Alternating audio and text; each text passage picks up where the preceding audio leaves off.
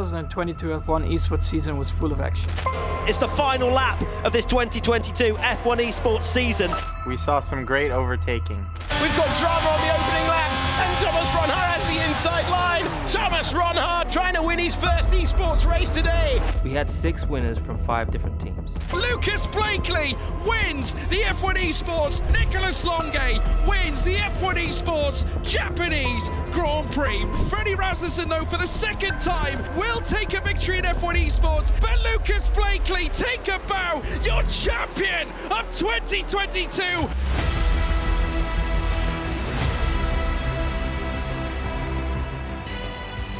But who will have what it takes to be the 2023 F1 Esports champion?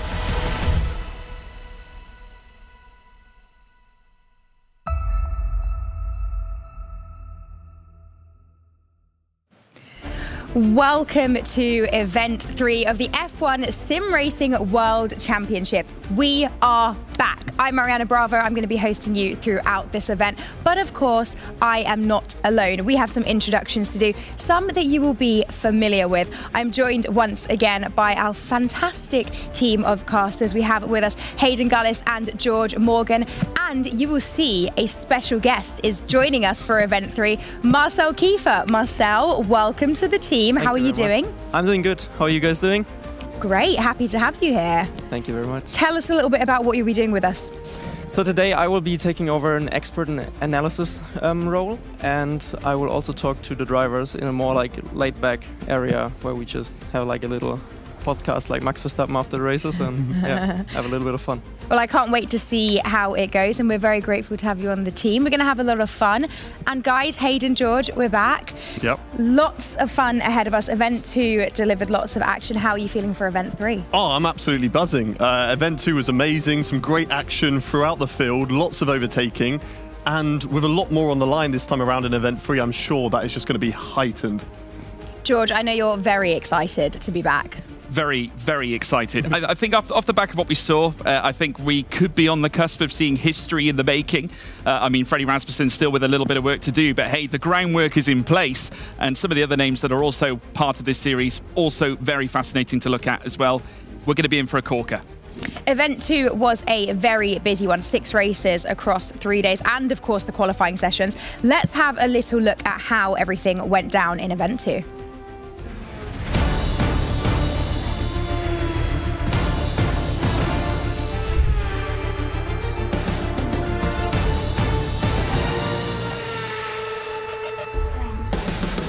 Major job for Fasti, who will go up to the line. He takes P3, but Frederik Rasmussen, 13 races now, unlucky number, maybe for some, not for the Great Dane. Round 10 they go, wheel to wheel, they make contact, but it's Alfie Butcher, the Challengers champion, a debut victory here for the young man. Incredible, what a performance. The 2-time champion rises once again for the first time this season. It's another race win. It's 10 race wins in F1 Sim Racing history for Jarno Opmeer. Barry Burman for the lead of the race, coming through the final few corners. What a way to win at Spa, but Blakely coming back. He's not letting it go. Contact as they make their way out. But for the second time here in Belgium, it's Barry Burman who takes a sensational victory. And there we go, Thomas Ronhard, not his day today, massively upset with that one.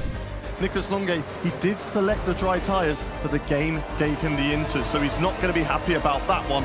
Really unfortunate for Nicholas Longe, and I'm sure Ferrari will be massively, massively annoyed with that. Frederik Rasmussen getting the jettison out of these final corners now. He's going to look to round turn 13, very soon to be turn 14 alike. The Red Bull giving him wings once again, and it's double Dutch Grand Prix delight for Frederik Rasmussen. The Great Dane scores a second victory of the season. Long game. I mean, just look at that. It almost breaks your heart to see it, really. The Great Dane ushers in the overspeed working for him. Barry Burman knows he's in trouble. Rasmussen's got him. He's going to round the final corner. It's a magical number 3 for Frederik Rasmussen. He wins the United States Grand Prix. Well, that was very, very exciting. Let's see how the drivers and team standings look after Event 2. Guys, Frederik Rasmussen coming in, leading the championship. I don't want to jinx anything, but he must be feeling good about that, right? Certainly. I mean, it was very close in the first few races in Event 2, but then the consistency from Freddie just shone, and he was able to step away from the rest of the field. And maybe that's a little bit of fatigue coming into this hectic schedule, that he's just able to excel in these conditions, and nothing really seems to break him. Marcel, from a driver perspective, what is it like when you know that the potential is there? How do you stay calm and stay under control? Honestly, I don't think you can really stay calm or under control. You're just trying to do your best. You're practicing at home, you're working with the team, you're analyzing data, and you're just trying to do your best, because in the end, it doesn't matter. Anything you do at home, it all just comes down to what happens today, tomorrow, and in the next few days. So I know there's a lot of pressure on Freddie, and I've been teammates with him for a long time, so he was never really in that position with such a big point gap to P2. I think the first time he was in the lead was actually in 2020 against David Tunizza. And that was before the final race. And ever since then, I don't think he was actually leading at this point of the championship. And now he has such a big gap.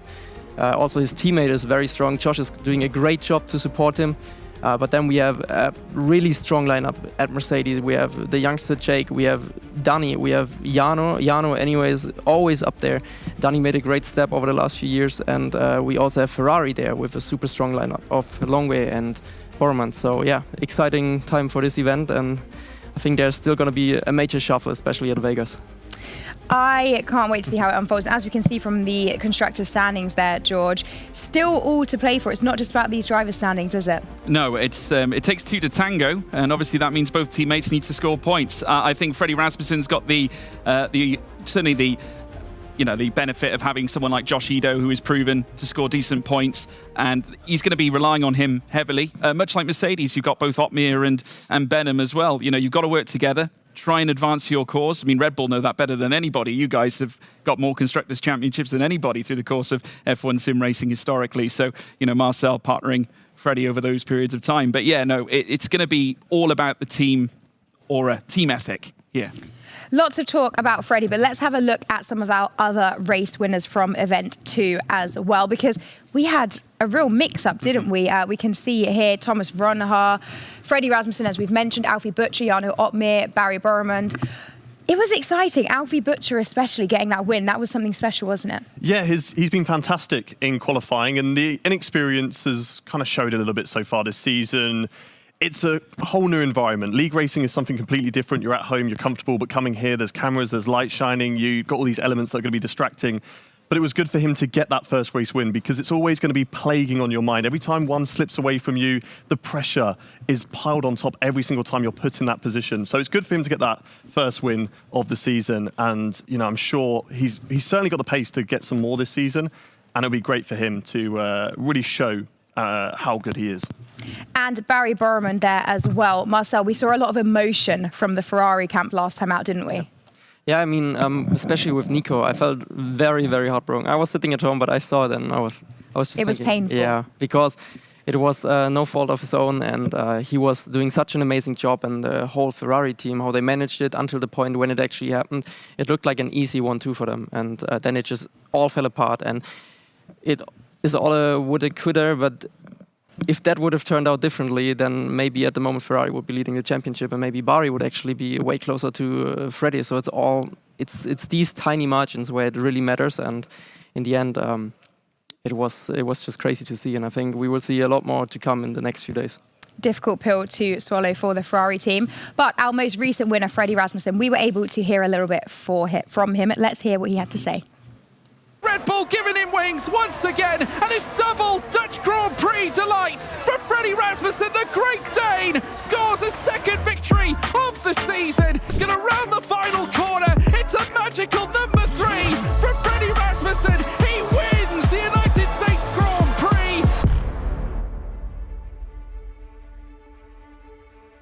So I started 2013 on Gran Turismo on the PlayStation, just playing with a controller, and then I was saving up to buy a steering wheel, and then I got the steering wheel and I saved up even more to play some iRacing, and then I got good at iRacing, joined the team in like 2017, and then won the GT3 Championship 2017. I don't prepare mentally or physically, I just practice a lot, get lots of laps in, so I can feel confident for the event. Frederik Rasmussen, 13 races now, unlucky number, maybe for some, not for the Great Dane. You just have to work really hard, put many hours in, improve all the time. Try to find the optimal settings. That's what I did anyway. I'm just treating it like a job, so I do my hours and then the rest is free time for whatever I want. I don't have any other hobbies really. Frederik Rasmussen, though, for the second time in 2022, will take a victory in F1 Esports. He wins at Abu Dhabi. Oh, he's going to get there. Frederik Rasmussen brilliantly wins in Belgium, and Danny Beresne with a late move to take second place out of nowhere.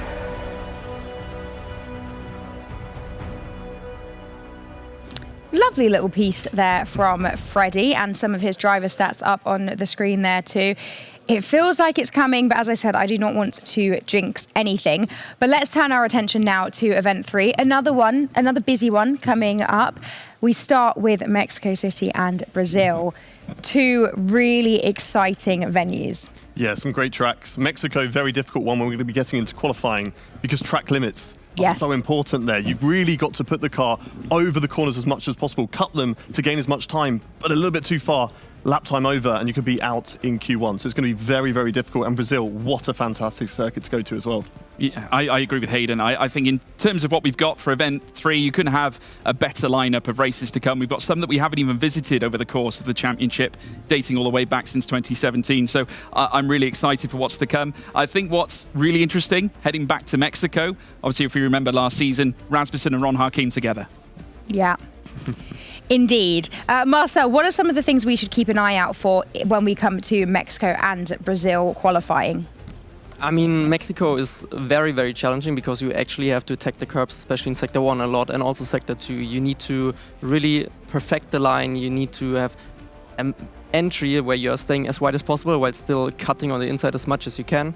And yeah, so it's all about these little inputs of the drivers that make a huge difference over such a short lap, because both tracks are like go-kart tracks. The lap times are not long. It's a very short track and still a lot of corners. So there's room for mistakes, but if you do one mistake, it's probably already over for pole. So you have to really go for that perfection, and each driver knows it. So there's a lot of pressure, and with what's on the line, it's just getting harder and harder. So they need to keep within the track limits while still trying to push the car as hard as they can. Ooh, I can't wait to see how it unfolds. And as you saw on the schedule there, tomorrow we will be taking a visit to Las Vegas and to Qatar. First time that we will be visiting those two tracks. That's an interesting challenge, isn't it? I can't wait, mainly for the strip in Vegas, because I've seen it in league racing where these guys will be like 4 wide going down there, so close, bumping with each other, just trying to get track position. And it's all really going to come down to who's in second, third, fourth, going into that strip on the last lap. That's who's going to take the race win. If you're leading that train, you're going to be overtaken just a sitting duck for everybody. So I'm very excited for that race. I am too, but we're not there just yet. We've got to keep our focus on today. But before we get into qualifying for Mexico City, let's have a little run through on how things are set up in this tournament, starting with the prize pool. So we have a prize pool of $700,000 that is up for grabs. That is what these guys are all playing for. It is split amongst the top scoring teams and drivers. Very exciting. That's not a little bit of money that they're playing with there. As you can see on the screen, first place down to fifth being awarded money, and the same with the team championship as well. So that's why this means so much for these teams and drivers. This is serious. Let's also have a look at how points are awarded. It is a familiar sort of points awarding system to Formula One. We get points from first place down to 10th, starting with 25 points for the first place, all the way down to 1 point for 10th place. Also a point for the fastest lap, providing you finish in the top 10. And unlike Formula One, you also get a point for pole position. Every single point counts. That's what we can take from that, right? And now that we can see what they're playing for, we understand why this means quite so much to these drivers, right, George? Yeah, it's the narrow margins that count, especially when you come up to the final day. You've got one race to go.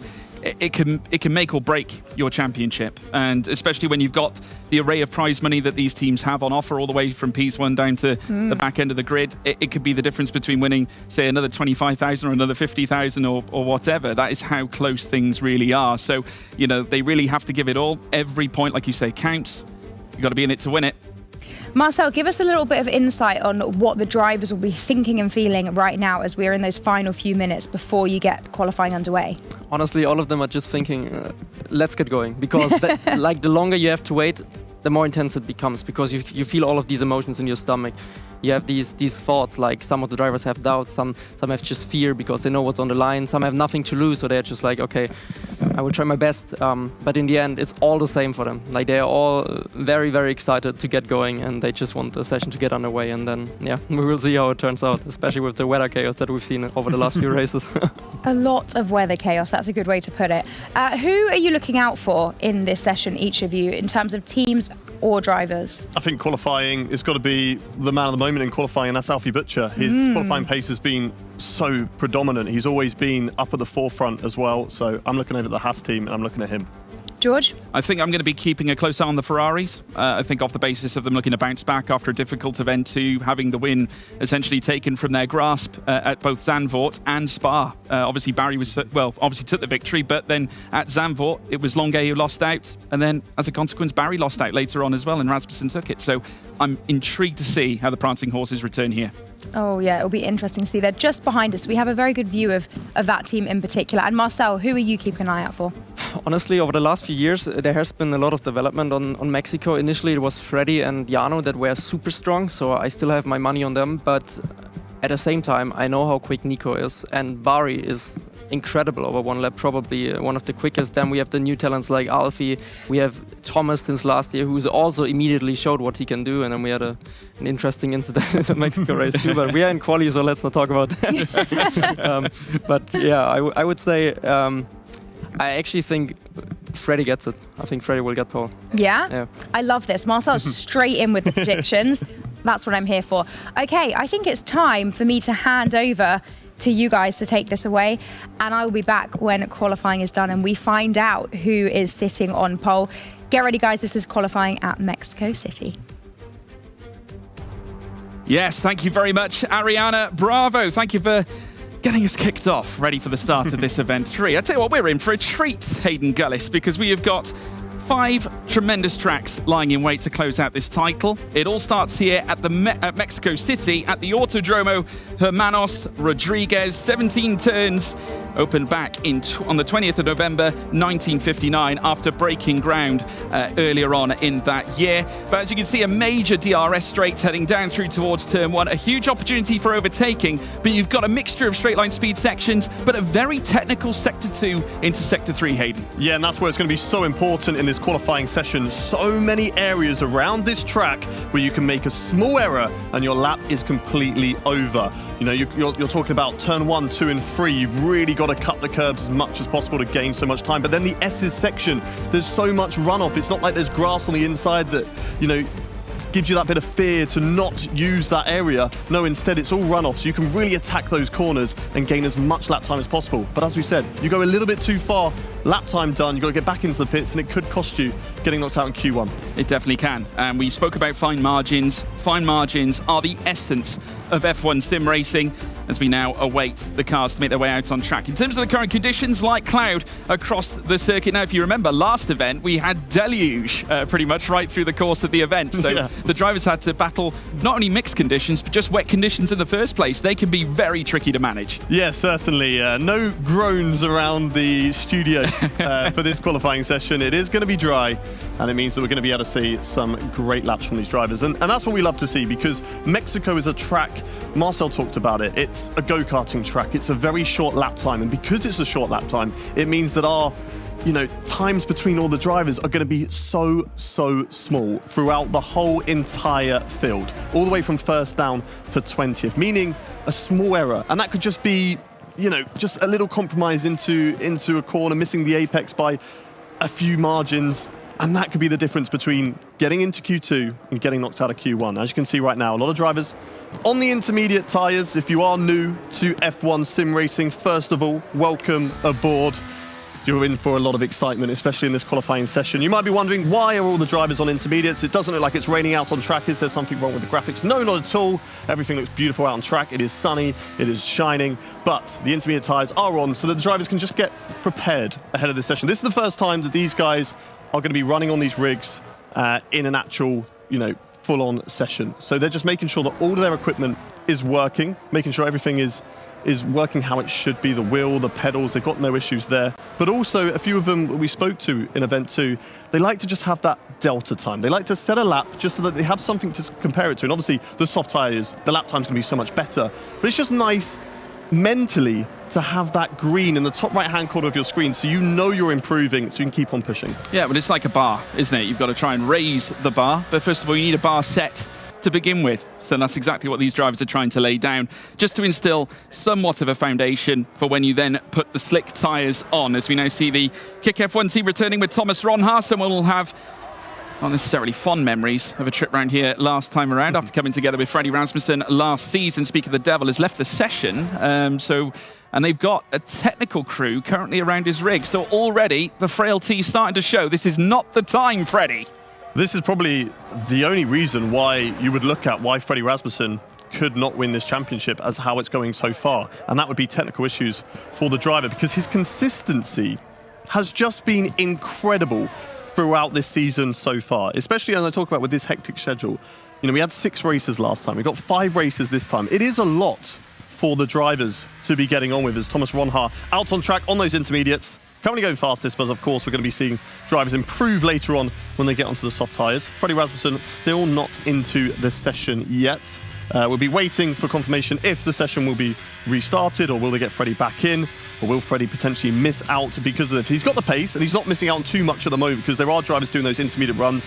They don't want to waste sets of soft tyres early on in this session because the cars are all equal in F1 sim racing. So there's no case of your usual backmarker teams having to really burn in the early stages of Q1 just to make Q2 or Q3. Everybody has the car capable to get into Q3. It's all down to how quick the driver is. It is, absolutely. As Thomas Ronhaar now heads towards the line of 1:19.278. Not necessarily representative, obviously being on intermediate tyres, but he has laid that time down nonetheless. Currently fastest of the intermediate runners as well, with Danny Berejnay, a 1:19.514. Patrick Schipos also crossing the line and setting a 1:19.822. If we want to talk about consistency over the last few years, we can put Frederik Rasmussen here in that column, given the fact that he finished P3 twice consecutively in 2020 and 2021. But the one major consistent element is the fact that Jarno Opmeer, the Flying Dutchman, has won every time in the F1 Sim Racing World Championship at this very circuit. So maybe he's the one to watch, Hayden. That's going to give you a lot of confidence going into this event. Of course,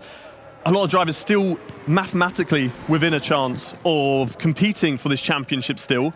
But if you're looking at the top 3 with the lead that Freddie has, realistically, it's only those top 3 drivers that have the best shot, and Jarno Opmeer is one of them. So to kickstart Event 3 with a strong performance to try and rein back in Frederik Rasmussen is going to be vital. And, going to a track where he is statistically so strong at, that's going to really bode well for his confidence. As you can see on your screen, Freddie's back.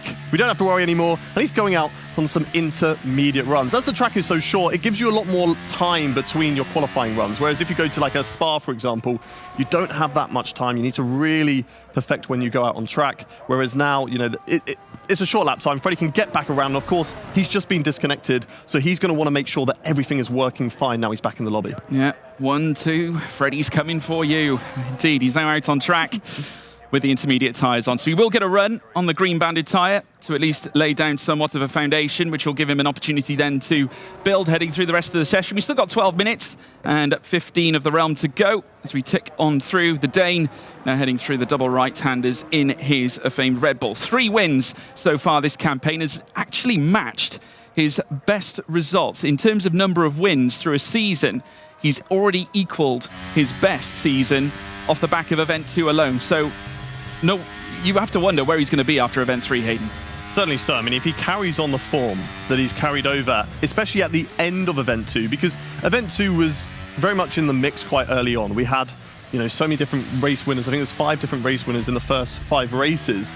But then the last couple, Freddie just dominated, and he really came out of the blocks and extended that championship lead as he comes into the pit lane now and will be getting on a set of soft tyres ready to go for a fast lap later on in this session. All the drivers in the pit lane at the moment, but yeah, Freddie looking very strong at the moment, and it's all up to the other drivers. Who can catch him? Yeah. Everything seems a lot more content over at Freddie's area at the moment. Obviously, after that little technical hitch, he's now back and on circuit and has just registered his intermediate tyre time. But it's now all down to this with 11 minutes on the clock. The drivers will wait for the opportune moment to venture out on track. The nerves might be settling in just a little bit. There has been a reasonable break since Event 2. They would have had all their planned process preparation put in with their teams, no less. And there's a few returning engineers that I can see. I already bumped into Seb Kowalski, who's returned for the Kick F1 sim racing team. So they'll be looking to harbour his expertise for Thomas Ronhart and Brendan Lee, who has already threatened to throw bounties at us this weekend, Aidan. Yeah, he had a big talk at the end of Event 2. I think the exhaustion of the event kind of got to him, and I don't even think he knew what he was talking about at the end of that event, but he's threatened us already that if we say anything bad about him, he's got some chocolates ready and he will be launching them. But he looks very relaxed at the moment. And you spoke about the break that we've had since Event 2 and Event 2, but for these drivers, they've not really had a break at all. No. For these drivers, the preparation is so important, and they would have had a jam-packed schedule to make sure they are fully prepared for Event 3, because, you know, if you don't prepare enough, then you're just going to be found out very quickly in these scenarios because the grid is so close together. We saw it, for example, you know, Will Lewis had to jump in last minute for Alvaro Carreton because he was ill, and he was off the pace. You know, I don't think it's harsh to say that because he didn't have that preparation time because he wasn't expected to jump into the seat. Yeah, and it lays down the importance as well of how integral that third driver role really is. Yeah. In all honesty, might be even more vital than in real life in many senses, because there is such a high turnover of drivers, you know, where you go from, you know, one consistent driver right through the course of the championship. You might have a second one. For instance, you've got Danny Berejnay and Jake Benham. They rotate those drivers, you know, usually day on day. So, you know, Danny might do, well, he'll have to do the full day today. And then Jake will more than likely, if they decide to, do the whole and then run tomorrow for the final race in Event 3. So, and it is interesting to see the difference between teams. You've got Ferrari, who have stuck with the same lineup. Red Bull as well, also stuck with the same lineup. But Mercedes like to change it, and it's interesting that both strategies are working for both teams. All three of those teams up at the top, fighting for the championship. It's really about making sure you have the strongest roster, especially when you've got so many races. We're watching Danny Berejnay warm up and get ready, and he will be one of the first drivers to set a fastest lap in this session. Right now, you're wondering, why is he holding the brake and the throttle at the same time? That is to build up tyre temperature. If you start weaving to build up tyre temperature, you're not really going to do it that quickly, but you're also going to add tyre wear, which you don't want. If you hold the brake and you hold the throttle, it builds up the brake temperature, which then builds up the internal tyre temperature and gets your tyres ready for the qualifying lap.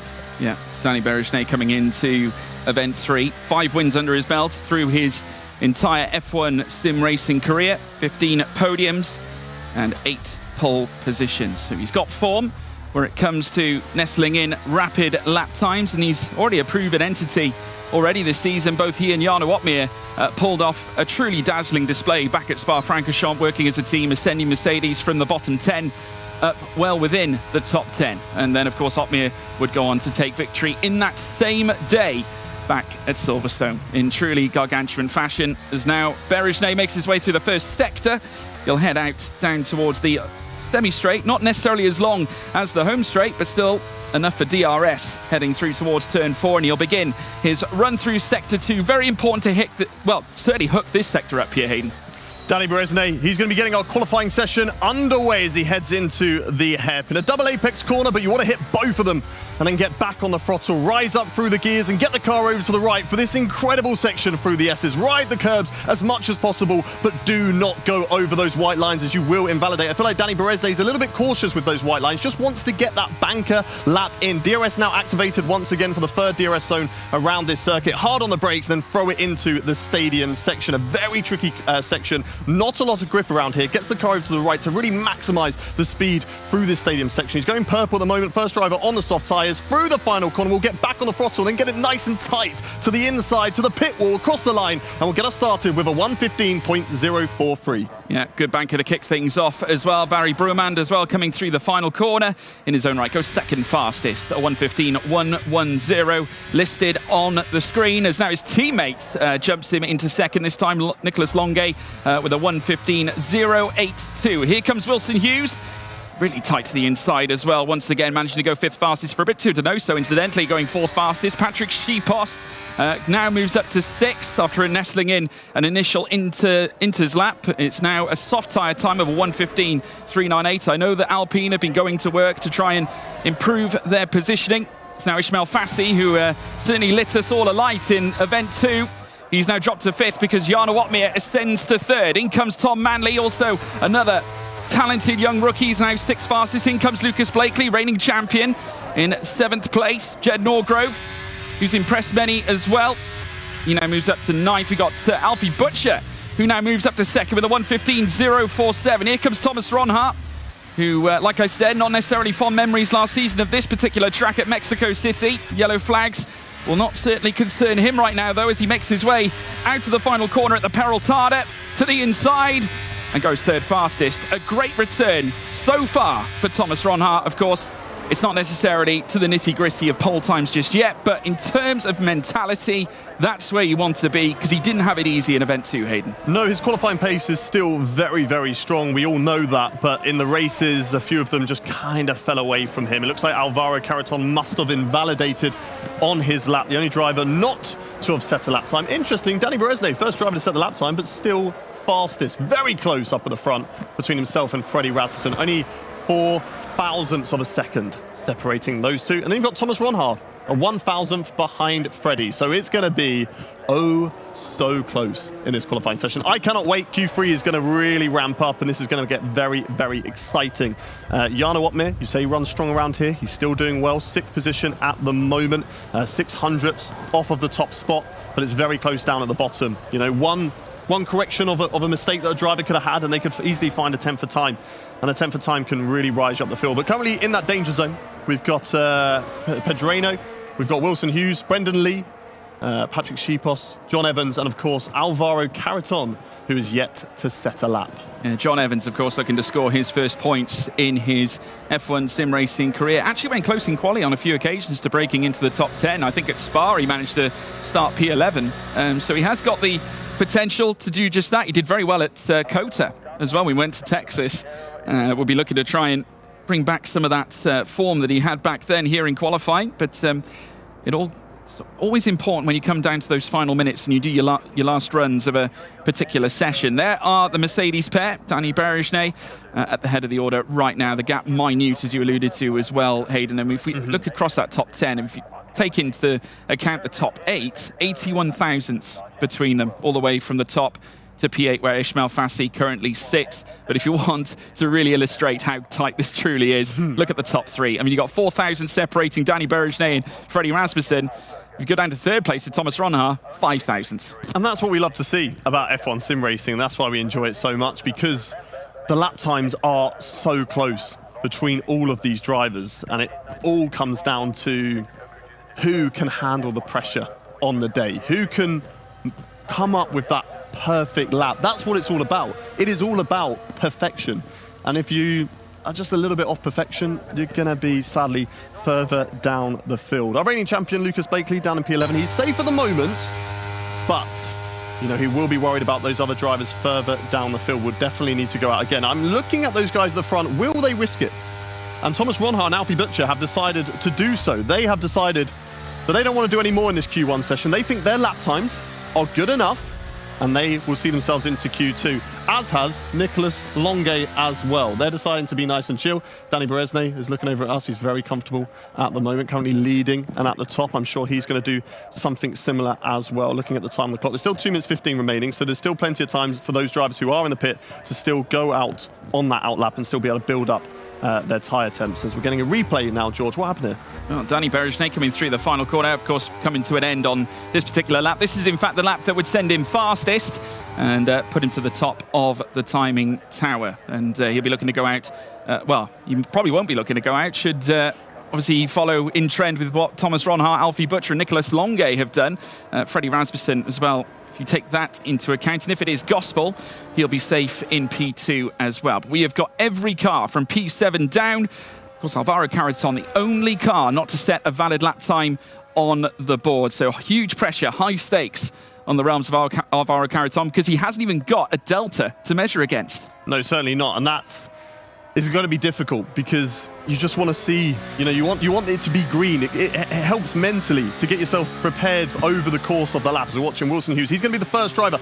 A really large gap between him and the rest of the field. All the other drivers in the pit lane, Danny Beresne, Frederik Rasmussen and Jona Watmir, they're also not going to go out, so they think that they are comfortable. Here we go, Wilson Hughes. Can he get himself out of that drop zone? Can he get himself into Q2? Let's find out. Really wide on the entry to the start-finish straight to maximise the straight line speed off this corner. Already just a little bit down, 1/100th of a second off of his best lap time so far as he heads down into turn 1. Hard on the brakes at the 100-metre board. Just clip the apex of turn 1, then you really want to ride over the curb of turn 2 and just touch the apex of turn 3. Some of those curves, you just get a little bit too aggressive with them. It's going to unsettle the car and you're going to lose a lot of lap time. But he's improving. 4/100ths of a second up on his lap time. Now into the next chicane, turn 4. Really throw the car over to the left to set up turn 5 and use all of the exit curb on the outside to set yourself up now for the double hairpin through the right and tidy on the exit, but losing a little bit of time, but a much better exit than last time. It gains him time on his previous lap, 3/100ths up. Now through the S's. Now you've got to be really aggressive, Wilson, on these curves.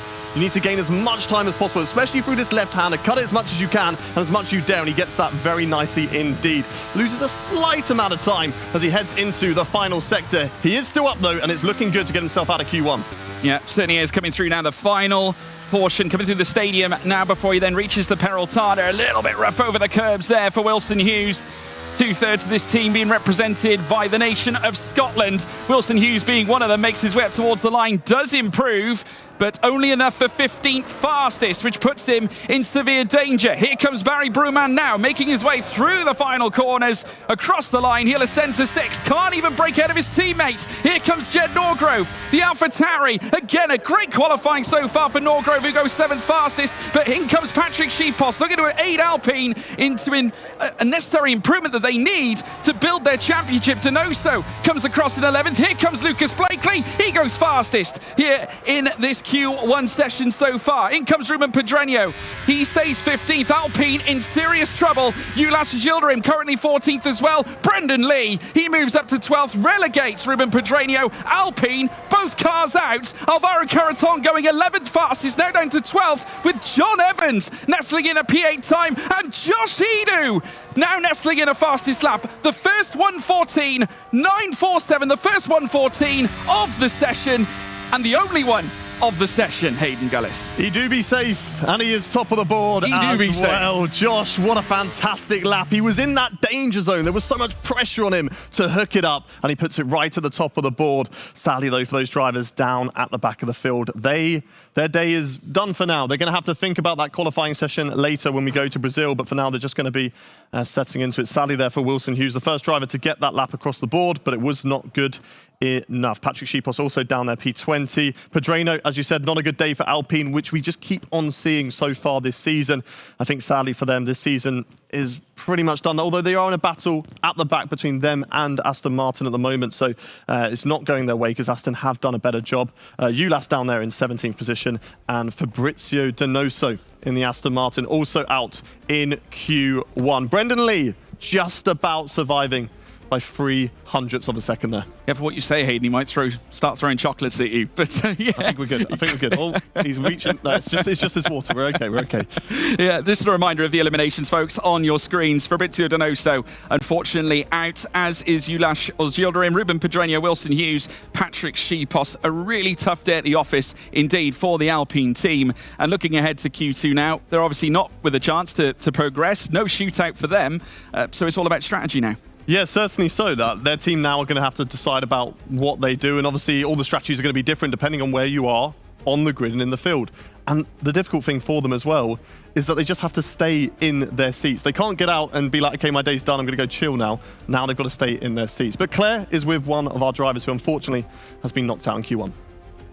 I am indeed alongside Wilson Hughes. Wilson, I saw you shaking your head then. You must be really disappointed in that. You tried so hard. Yeah, there's not really much to say. I tried my hardest, had a few mistakes in the lap, and yeah, just not good enough. Tricky as well when you see how well, I mean, Lucas went round there. You know this track well as well. What more could you have done? Just hooked up the lap better, to be honest. I mean, everyone in the grid has the pace to get through. And yeah, I just made a few mistakes, and that's all it takes. 1 or 2 mistakes and you're out. Easy to do. We've seen some big names out in Q1 before. Yeah, just disappointed. Is this a track you feel confident to overtake on? Yeah, I think the qualifying position isn't, the be-all and end-all. It's still going to be a little bit tricky, but we'll try everything we can. Tough luck. Got another qualifying to go, so good luck then. Cheers, thank you. Guys, back to you guys. Yes, thank you very much, Claire, and obviously a very downtrodden Wilson Hughes after that one, just barely getting into 15th, but of course that wouldn't be enough because eventually it would drop down further for him. I mentioned it on commentary during his lap. It looked like a rough ride coming through the stadium section, maybe taking a little too much curb. Yeah, I think so. He was up about just over a tenth as he arrived into that and going into the left-hander, and then it just fell away a little bit to only be a 600th improvement on his lap time. As we're not in a race at the moment here in Mexico. I know the drivers are very, very close with each other, but they are currently getting themselves ready just for their banker laps here in qualifying. There's Jarno Opmeer, and he has decided to copy Simon Weigang and gone for a bit of facial accessory there, just donning a moustache for this event. He also said, I believe on socials, if he wins the championship, he's going to shave his head. He's going to be bald. So he's going to be bald with a moustache maybe by the end of this event if he can catch up to Frederik Rasmussen and overtake him. Incredible. I mean, what I found fascinating, I'm not sure, obviously, if you're familiar with posting on Twitter, for example. Obviously, Jarno Opmeer posted a picture, or should I say a screenshot, of his karting results back in the day, and some of the drivers he raced against, including the likes of Lando Norris, who went ahead and won the Miami Grand Prix last weekend. And not only that, has raced against many other F1 drivers as well, past and present, even racing against Mick Schumacher, across whether they're in Formula 1, GT3 or Hypercar or LMP, Le Mans Prototype. Jarno has raced them, but moved across into sim racing after his real-life racing career came to an end. But he has definitely been very successful in terms of his run so far. He is a 2-time world champion, and a 2-time world champion with one of them being with this very team Mercedes, and 3 times a race winner in every race we've been here prior. 1:15 sent him to the top. Only for a moment, though, Alfie Butcher did take P1, but Tom Manley, fellow rookie, goes fastest of anybody in these initial laps. Now, Caraton, he moves up to 4th as well. Williams very well stacked. Ishmael Fassi moves up to 6th. Freddie Rasmussen answering back again. Lucas Blakely now goes fastest with a 1:15.047. Josh Ito, fastest in our previous session, now goes 5th fastest, so both Red Bulls in the top 5. In comes now John Evans in the top 10 as well. Very encouraging here from John Evans. Yeah, certainly so. The lap time's very similar to what we saw at the end of Q1 there. Not quite anybody into the 14s, but I imagine all these drivers are currently on those used set tyres that they used in Q1, as they don't want to waste a set. They're going to use those later when the track's rubbering in. And the reason the lap times are similar compared to what they did earlier on is because that track is evolving as this session goes on. We're going to be seeing our quickest times right at the end in Q3. We're in Q2 for now. Top 10, they move on to Q3. 11th down to 15th will be knocked out and won't get that chance to fight for the pole position point. Of course, something very new for this season. The fastest driver out on track will get an extra point. And, okay, the championship there's quite a large gap between 1st and 2nd in the Drivers' Championship. But things change quite drastically in Event 2. Who's to say that things won't change once again in Event 3? And that point could be vital for somebody's season come the end of it. Yeah. John Evans, of course, historically, someone who was one of the most talented individuals on the Xbox platform when beginning his career in league racing, then eventually built it up, eventually getting his time behind a PC rig, and then ascending to then joining Aston Martin to become their new driver. And has been with them since, well, last year is where he began his career, made 7 starts before coming into this championship. Of course, many of the rookies who come in for the first time, they might not necessarily get the preparation that they're looking for. Will Lewis, we of course alluded to him off the back of Caraton missing due to illness back at Event 2. But great to see John Evans coming back, and he'll be looking to try and push onwards and chase his first points, because he knows that obviously Donoso has at least scored 1, Simon scored 1. By rights, he should probably score 1 too. Potentially, and that will help their season because, of course, they are in a tight fight at the moment with Alpine at the bottom. All the teams will score, get prize money for where they position in the championship. It's not a case of if you're last, you get nothing.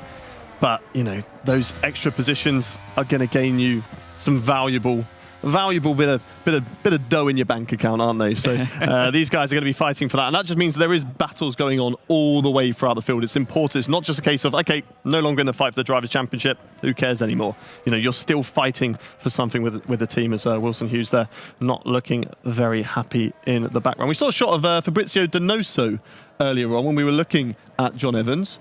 It just seems weird to me to see Fabrizio Donoso and he's not doing something with his hair because, you know, he's very out there, isn't he? As we're watching a replay at the moment of the Ferrari. This is Barry Bromand as he goes through the final couple of corners, and it looks like he just slid through that final corner, and that would have cost him time. Currently down in P12 at the moment, and no lap time set there from Barry. But yeah, Fabrizio Donoso, I'm hoping that we find some hair dye somewhere here in Sweden, and we will get that sorted as soon as possible. He has sort of ushered in the blonde highlight as well historically. We have seen that in the past, but yeah, good to see Bring Donoso them back.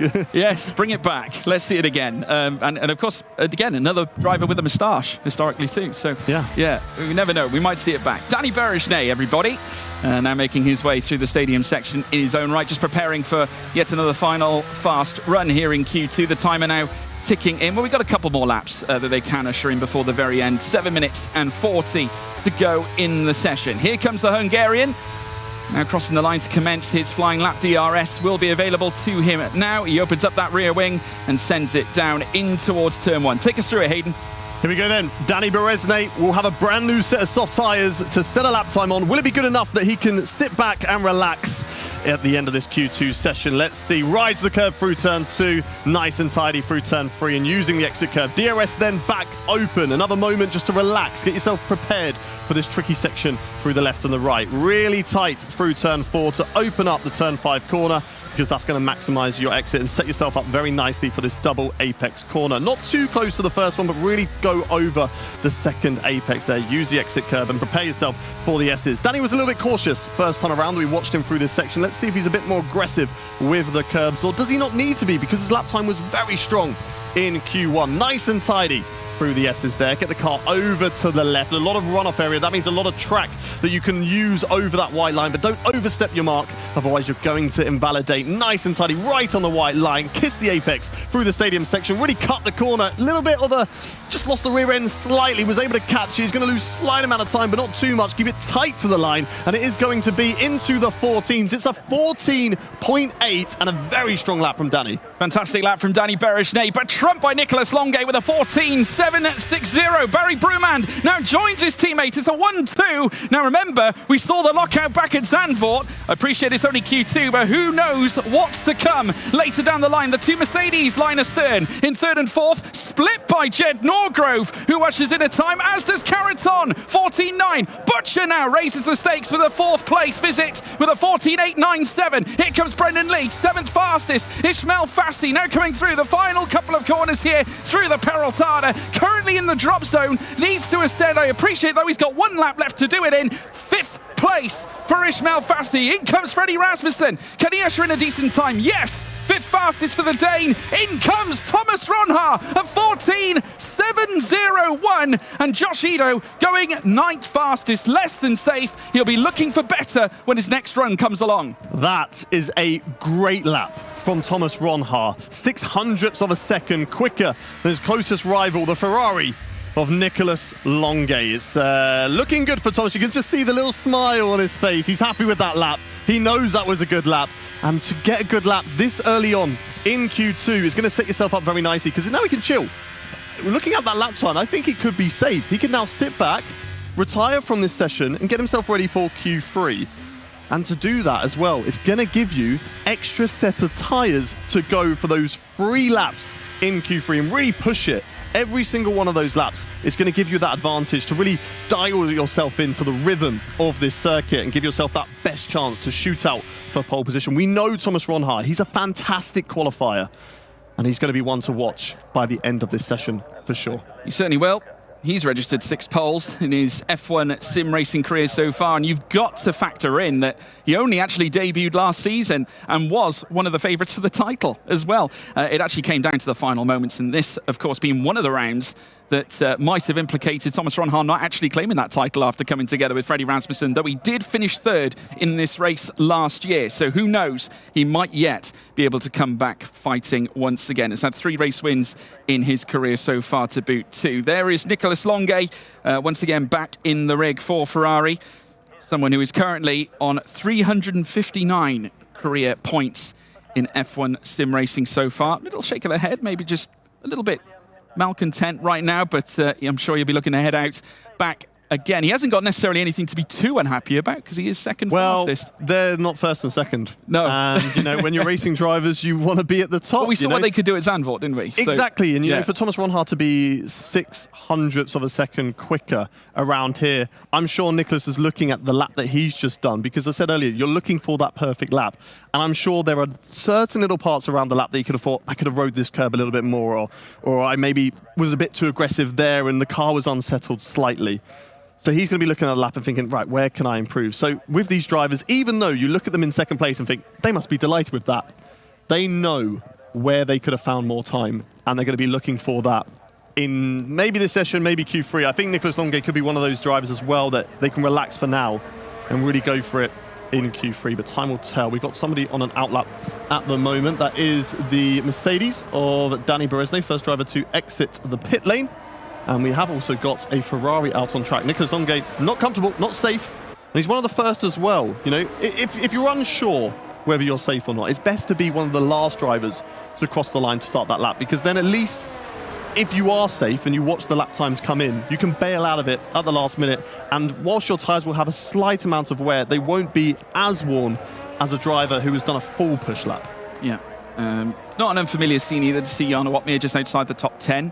I mean, something that we have seen consistently through Event 2, but it doesn't really hinder him too much because, of course, we know what he does in terms of strategy when it comes to race time. So who knows? But obviously, preferential to be in that top 10, to not only be within closing distance of a potential race win or of that of a podium at the very least, but it does make the job somewhat easier in this case. But we're now coming down to the final couple of minutes, 1:45 to go. Thomas Ronhaar, your fastest driver out on track. The bottom 5, just a little reminder, Jaden Orgrove, Brendan Lee, Jarno Opmeer, John Evans and Tom Manley. If they do not rise into P10 or better, they will not be featuring in the shootout. Again, I'm a little concerned. I'm a few head shakes with Nicolas Longuet right now.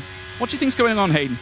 He's just preparing for the lap at the moment. Maybe, you know, as he's finding his way through the traffic, he's not happy with maybe some of the drivers that are not yielding position, or he's just getting himself prepared at the moment. But those drivers at the bottom, they're going to be looking to try and get in a strong lap. If they get caught out, there'll be no way home for them in this session. But watching on board with a Ferrari driver, Nicolas Longuet. He's going to be the second driver to set a lap time. Danny Berezne is out in the lead at the moment, but let's ride on board with the Ferrari driver as he crosses the line and gets us underway for the last laps in the shootout for the top 10 here in Q2. A long start-finish straight here.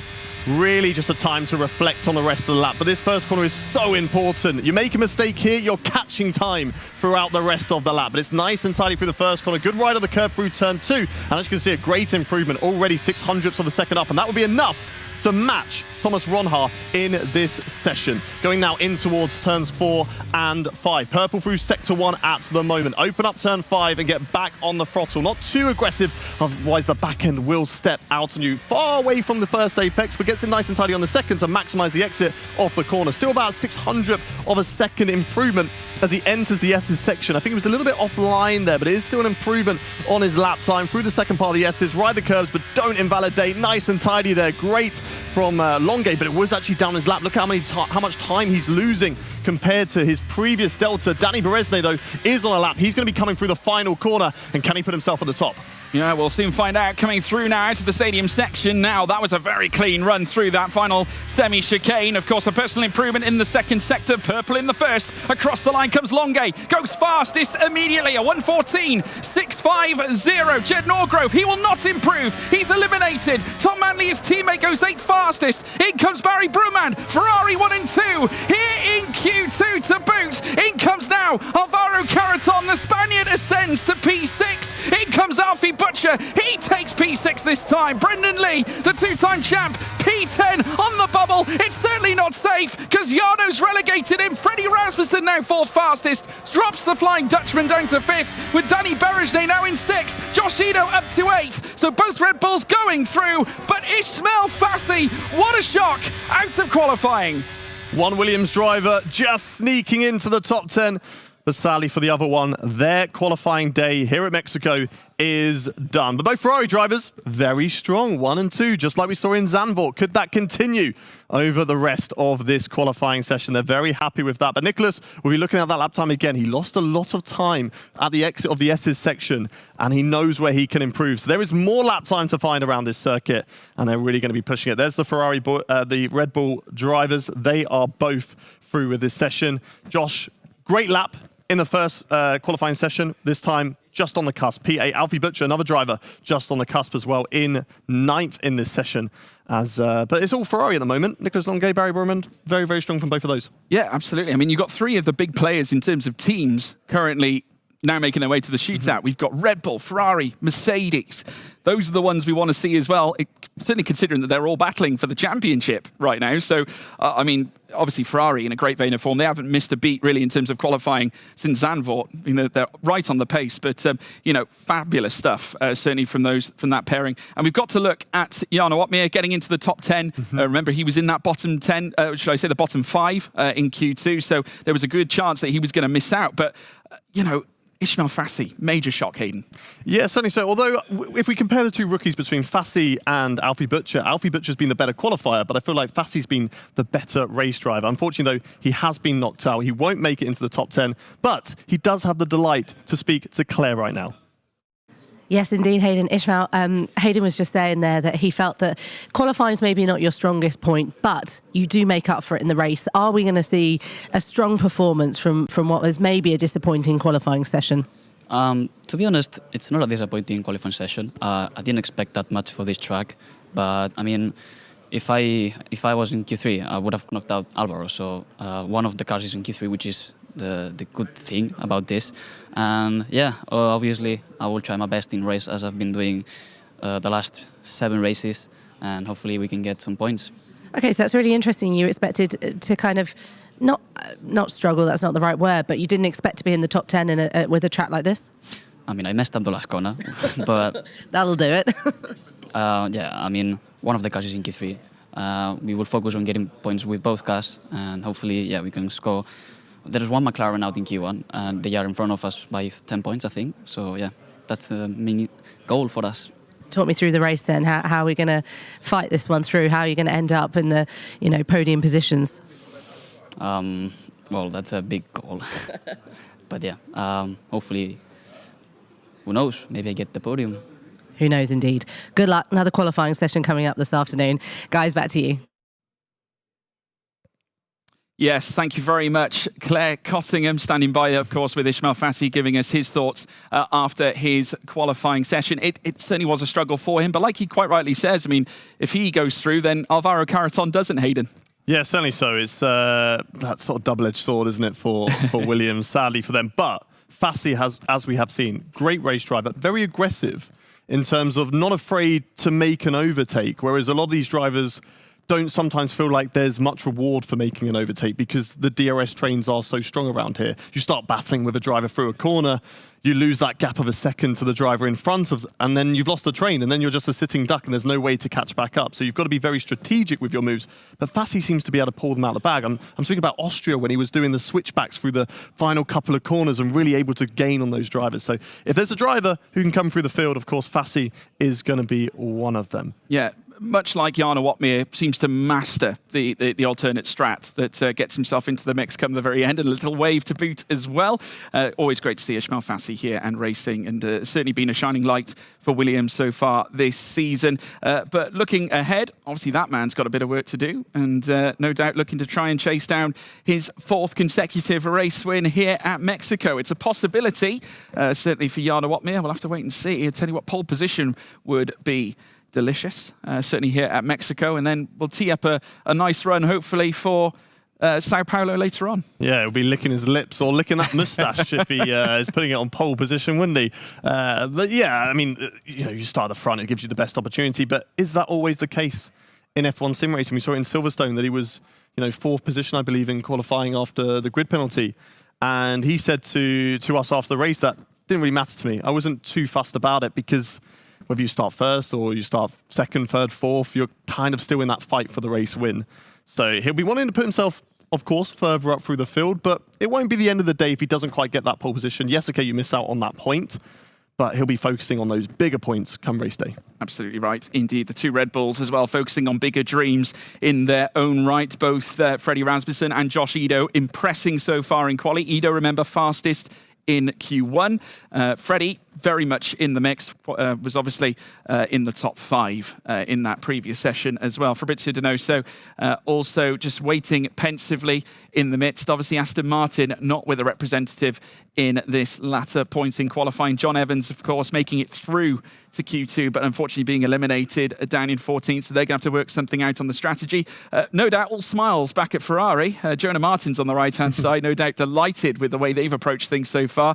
A very knowledgeable head when it comes to sim racing, and certainly on this platform, the F1 Sim Racing World Championship, someone we've known as a really competent engineer. And speaking of another competent engineer, we've got Seb Kowalski, who is representing Kick F1 Sim Racing and obviously aiding the likes of Thomas Ronhart and Brendan Lee, and he does a superb job at that as well. Again, it's brilliant to see that not only are we getting drivers coming through from league racing, or just the drivers, I should say, but we're also seeing the engineers, because the likes of Jonah and Seb, both coming from league racing. It just goes to show there's so many opportunities in sim racing, and you're seeing a couple of guys behind the desk, but there are so many important people that work around these teams, from PR to social to content, and they've all got an important role for these sim racing teams.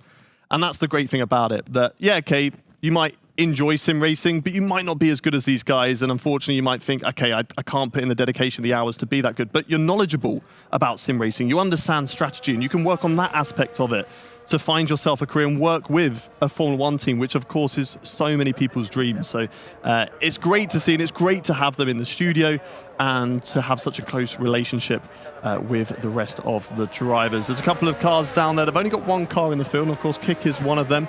Brendan Lee getting knocked out in the field. Thomas Ronhart, he'll be looking to be the first Avenger here to try and, make sure that the Kick team have a strong performance and not worry too much and kind of, back up his teammate maybe later on in the races. But yeah, Thomas Ronhart, we know how good he is in qualifying. 6th position in that qualifying session, but he'll be looking to bounce back and get right up at the front. Yeah, another person we just briefly saw as well was Duncan Hoffland, who steps up as part of the back team here at Aston Martin, aiding the drivers with engineering as well, but he is also the development driver for the Aston Martin team too. Now, someone who has also been performing against the likes of Wilson Hughes historically, it was in fact in many battles historically with Wilson Hughes in terms of league racing championships, and someone as well who is vastly talented and looking for his first F1 Sim Racing Championship drive. So you never know what this season can bring.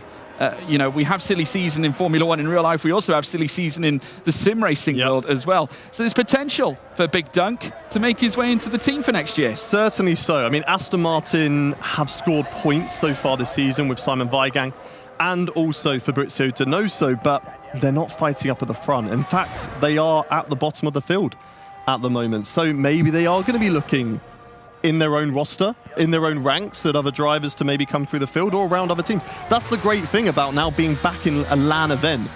All the drivers, all the teams, they're all in the same hotels, and you just watch around when we're just chilling in the evening and you're watching these drivers just sit down with other teams, you're like, okay, I wonder what conversations are going on there. You know, you're watching, I'm pretty sure I saw Thomas Ronhaar last event having a chat with some of the guys at Williams. So are they having contract discussions about next season of going there? Who knows? You know, so it's interesting to see that just because nothing's going on out on track, there's always F1 sim racing on the mind, and always the next season to look forward to. I'm seeing a shaken head here from Brendan Lee. He doesn't obviously does not agree with what you're saying. Onto his arm. He's like, I want to keep him. That's my teammate. Don't talk about it. Don't take him from me. Leave him alone, he's saying. Here comes Daniel Berejny making his way through the stadium section now. It's got Peraltada coming up. Personal best, as you'd expect, at the very start of Q3 as he looks to usher in his time now. The Hungarian, who has been impressive, a 1:14.7 straight off the block. Of course, in the initial, they might be using the used tyres just to lay down a foundation and get things started. Nicolas Longuet goes quickest with a 1:14.627. Barry Burman joins him. Yet again, another Ferrari front row. Doesn't necessarily say a lot right now, though, because, of course, we have other cars that are looking to make their way across the line, but it is Ferrari 1 and 2 for now. Alfie Butcher splits them. Ferrari engine powered, however. Freddie Rasmussen goes second fastest, a 1:14.655. Josh Ido, his teammate, a 1:14.941 down in 6th, with Caraton down in 7th in the 1:15s. We still haven't seen Otmir yet. He's crossing the line, goes 6th fastest just behind his teammate. And now all that lies in wait is Thomas Ronhaar and Lucas Blakely. But an invalidation for Ronhaar. That's going to upset the balance of his qualifying here. Well, so far in this session, and he doesn't have that delta to measure against either, Hayden. No, he doesn't. At a key point as well. It is a key point, but for Thomas Ronhaar, he's a driver that, just because he's invalidated his first one, doesn't mean he won't be fighting at the front. I remember back to Spa last season in 2022. He invalidated every single time on his first run. And then bam, top of the board every single time. Maybe he's trying to hide his lap time so other drivers can't see it. Who knows? Although, you know, you just go to Race Director and you'll be able to see it anyway, which a lot of these drivers love to do. It's a good poker face, Hayden. Certainly so for Thomas Ronhaar, but you know, will it work out for him? The strong driver, another driver who hasn't got a lap time in yet, Lucas Blakely. He is currently, you know, not quite going to be fighting up there. He's going to have it all to play for, or is he just, you know, coming through the final corner and he's out of sync of the rest of the group? He's peeling into the pit lane, and that is his qualifying just done for now. And there you go, you can see it just invalidated going into the stadium section. It's such a tricky area, and we've seen it from a lot of these drivers. They really attack that curb on the inside, on the exit of the hairpin of the stadium section, and unfortunately, if you just try and be a little bit too aggressive, you're trying to chase lap time around this circuit, you can be caught out just like Lucas Blakely was. So unfortunately for him there, he's now going to have to go again and try and get a lap time in, and he's not, as you say, got to bank a lap time in to compare himself in. But these drivers, they're so strong that, you know, they can still, on their day, perform and put themselves right at the top of the field. Yeah, it's truly a tense atmosphere out there. And I'm sure Thomas Ronhaar will be looking to push onwards and upwards despite not setting that initial lap that he would have liked. I'm sure he'll be back and chasing that top time. There's Alfie Butcher as well in the distance, who has been certainly superb through the course of this championship, and has been a strong contender right through the course of the campaign so far. Finds himself currently third fastest and 25 thousandths off the top, which is, or certainly away from P2, and that being Freddie Rasmussen. The gaps are minute between each driver, but Nicolas Longuet still sits at the top. There's Freddie Rasmussen, who'll be hoping for a nice solid run. He's currently second fastest and not far away from Longuet's time, though Ferrari, like we said earlier on, will be chasing that same front row lockout so they can manage the pace of the race, Hayden, much like they did at Zandvoort. They were unfortunate that issues outside of their control occurred, but coming back into this race, they got an opportunity to make it work. Great team players as well. We saw it in Zandvoort, where Barry was just slowly backing up the pack, but doing it well. You know, not just driving so slowly that the guys are all on his back of his tail when they're easily able to overtake him. No, he was just increasing that gap little by little, because of course we have wet weather then, and they would have both had to box at the same time to come off the intermediates and go onto the dry tyres. This time around, strategy can be a little bit different, that you can have that margin of pitting 1 lap later, 1 lap earlier, but if they're both at the front, they can certainly work together, get themselves 1 and 2 by the end of turn 1. But the problem with that is, and that's this long start-finish straight. Just because you're first and second, there is such a long way to go before you get into turn one. There's a great opportunity to go on the attack. Here's Thomas Ronhaar, and he just invalidated on the entry. As you saw, he just took a little bit too much, and you're probably wondering, well, why are they doing that? Why are they going so far over and off the track? Because it's really going to help your line and let you carry the maximum amount of speed through those corners. But as you saw, he was just a little bit too aggressive, or maybe just not quite as focused, not quite as dialed in, and a little lapse of concentration cost him there. I mean, if there's going to be one area of the track that is really poignant for invalidations, it is the entry into the S's generally. I mean, you do get pushed out wide, the car understeers just outside beyond track limits, you come in too hot, you're a goner, unfortunately. And that's exactly what happened to Thomas Ronhaar. So he's got to try and do it now with no marker on the board, as now the drivers make their way around the track to conclude their outlaps, and then it all comes down to one final flying lap to decide pole position here at Mexico City. There is Barry Brumand, second in 2 consecutive years here at this circuit. Back in 2021, he followed it up in 2022 alike. We'll be looking to go one step further and potentially win this race. But first and foremost, qualifying Q3, the final lap to be had. Second in the championship as well. It'll be very important for him to put it in pole position to grab that extra point to start to catch up to Frederik Rasmussen. Let's get down into the first corner. Hard on the brakes of the 100-meter board. Kiss the apex on the inside and then get the car ready to throw it over turn 2. Turn 3, nice and tidy. Use the exit curve, but don't invalidate. Nice and tidy on the right line. And look at that, 1/10 improvement out of that first sector. That's going to be looking good, but you don't want to be paying attention too much to that top right-hand corner of your screen. Great improvement so far from Barry Brumand as he goes through the turn 4, 5, get it nice and tidy through that double hairpin, and again finding time, more and more time across the rest of this lap. It's purple through sector 1, nice and tidy through the S's section, maybe, yes, 2 tenths up currently for him as he goes now through this corner, really cuts the left-hander. That was perfect, a lot of time gained, not time lost like Nicolas Longuet had in the last session, and now he can set himself up for this final sector and see if he can put himself up at the top of the board. Yeah, coming through now the stadium section once again. The Iranian looking to try and power on through and potentially enlist a pole time that will take him from being second best to fastest here at this circuit in Mexico. Coming across the line, he does go fastest for now. Here comes his teammate Nicolas Longuet. He comes up towards the line. He remains second fastest. Ferrari front row lockout, at least for now, but the timer is ticking and the cars are still coming. Here comes Lucas Blakely in the Papaya McLaren, tight to the inside, can only ascend to fourth fastest. Alfie Butcher up to third. Here comes the Spaniard Alvaro Carreton in the Williams, goes seventh. In comes Josh Ito, fastest in Q1. He's third fastest in Q3. Jarno Otmir up to seventh. In comes now Frederik Rasmussen.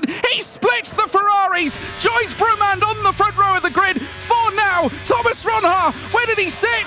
That was close. It's Ferrari on top. Ronhaar P4. Incredible scenes. Barry Brumand second in the last 2 years in this very race. He's pole this time here in 2023-24. Barry B, take a bow. What a lap there from the Ferrari drivers to put themselves right at the front and give themselves a great opportunity come race day. But very importantly, the Red Bulls, they are in the mix. Frederik Rasmussen second, Josh Edu, he's in fourth, splitting the Ferrari drivers. It's a close fight between those guys in the Constructors' Championship as well, and that's very important. Slight disappointment for the Mercedes drivers. They're, of course, in that Constructors' battle as well, 7th and 8th. But 2 drivers that we know can go aggressive, can go for overtakes, and can look to fight up at the front of the field. There is Frederik Rasmussen.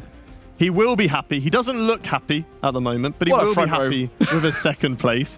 It's not quite that extra point, and for him to get that extra point, that would be, lovely, just to extend the championship slightly before they even go racing. But a very strong performance there from Josh as well, and that's very important for Red Bull, to have your 2 drivers throughout the whole event, but also both of them be very consistent. Yeah, I must say, what a front row we've got for Mexico.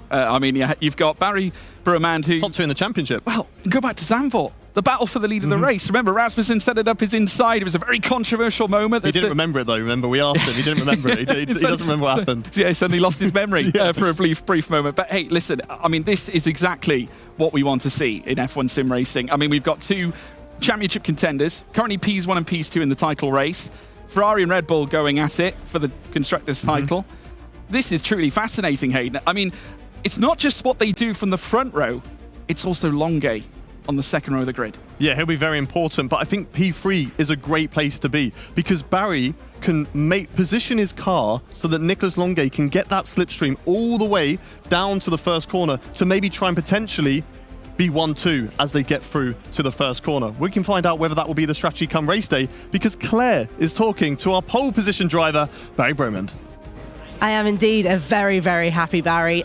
This is so important for the championship, isn't it? We're coming down to crunch time and you picked up the first pole position of event 3.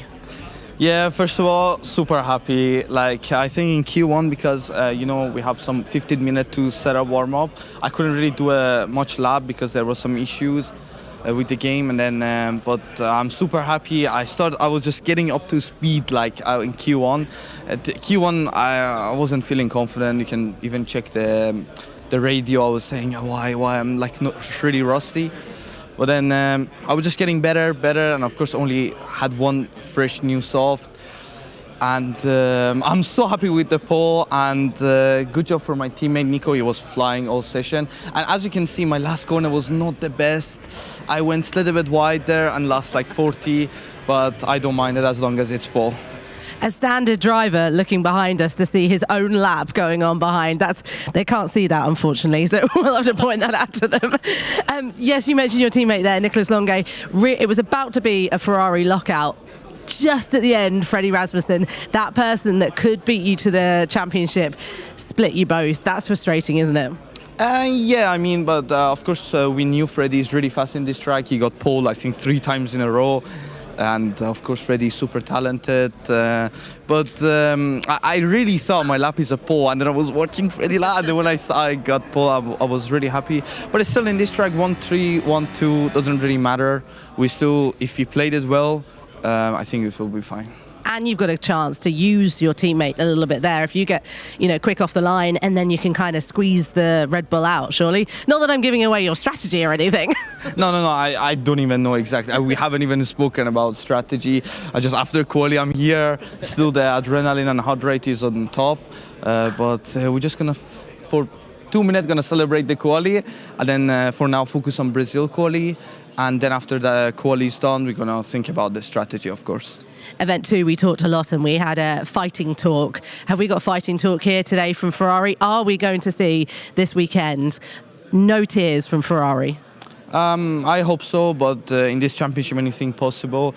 And I think we're just going to try our race and enjoy it. I think it's really important to enjoy it because it's the last event, every driver just with each other. I think it's really crucial that we enjoy it. And hopefully it's going to end well for us as well. That's a good point to leave it. Go and enjoy pole position. We're looking forward to seeing what happens in the next qualifying session, but also what happens in the race. Thank you so much, Claire. Lovely to hear from Barry there. And like she said, no tears, happy emotions. What do you make of that qualifying then? Oh, that was great.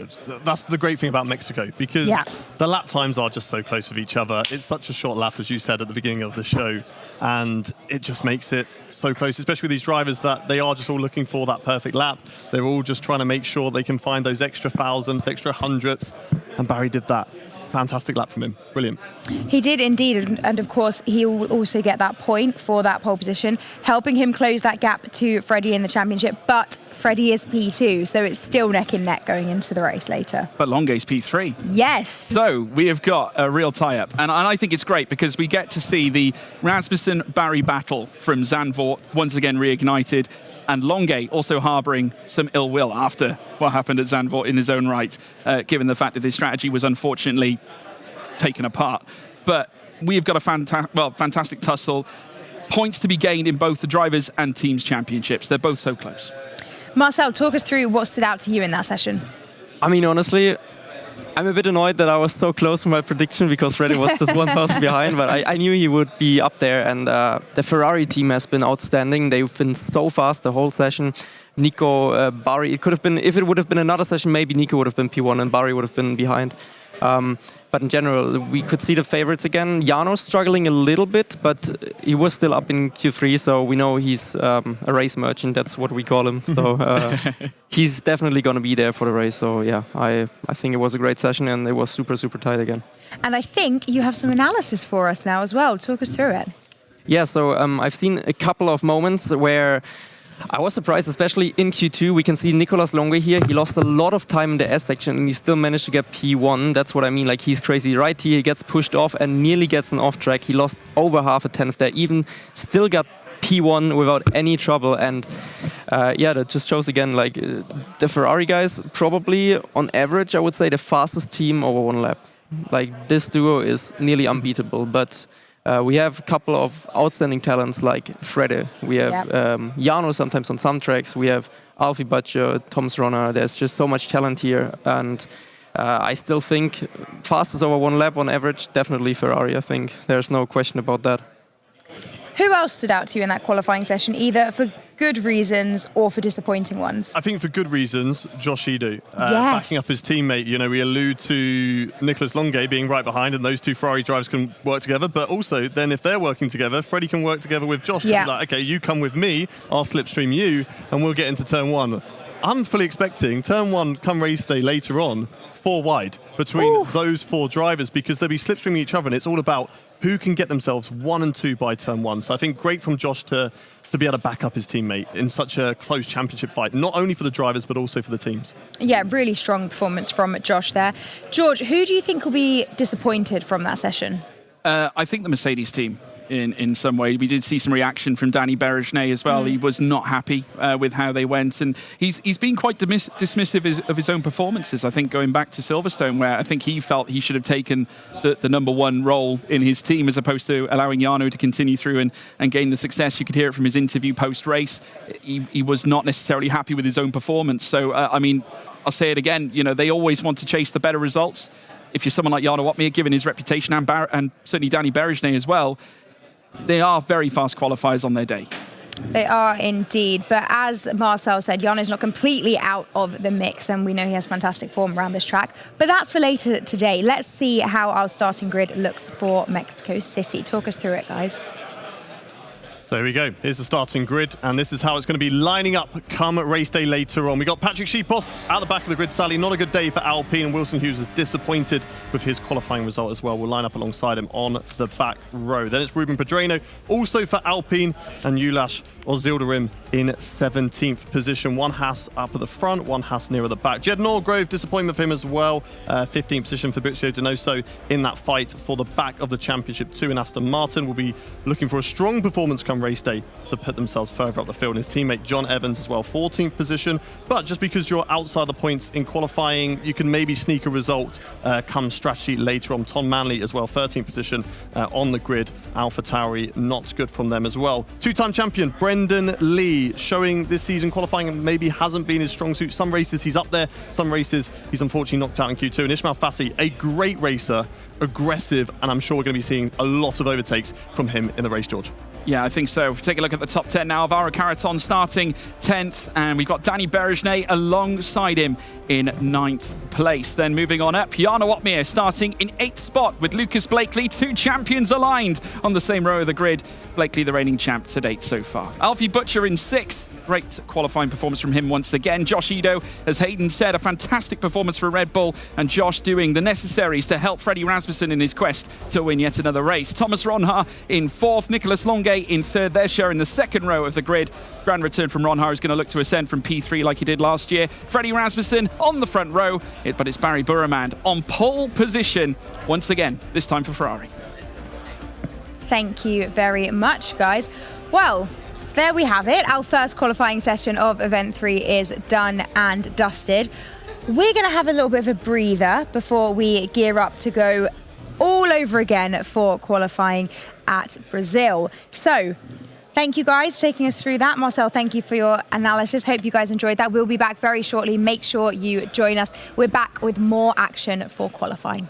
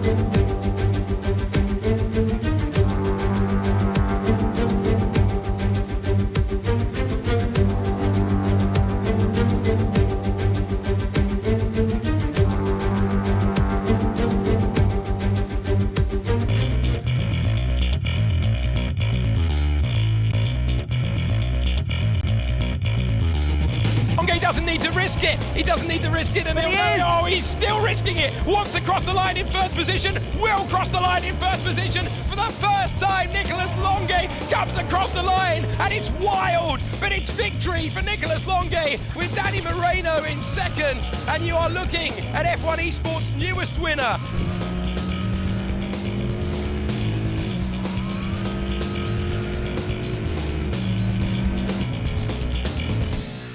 So what do I do to kind of like just relax and get my mind off of things and just get away from all the training and the simulator?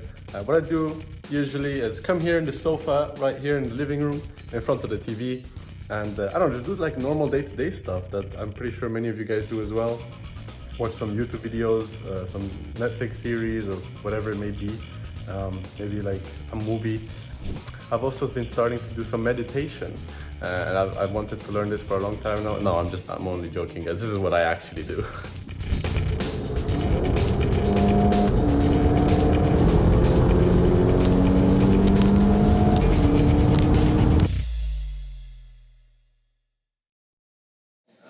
So guys, we are back and we are here with Nicolas Longe, Ferrari Esports driver, and I'm happy that he's here because he's a good friend, long-time rival. And how are you feeling today, Nico?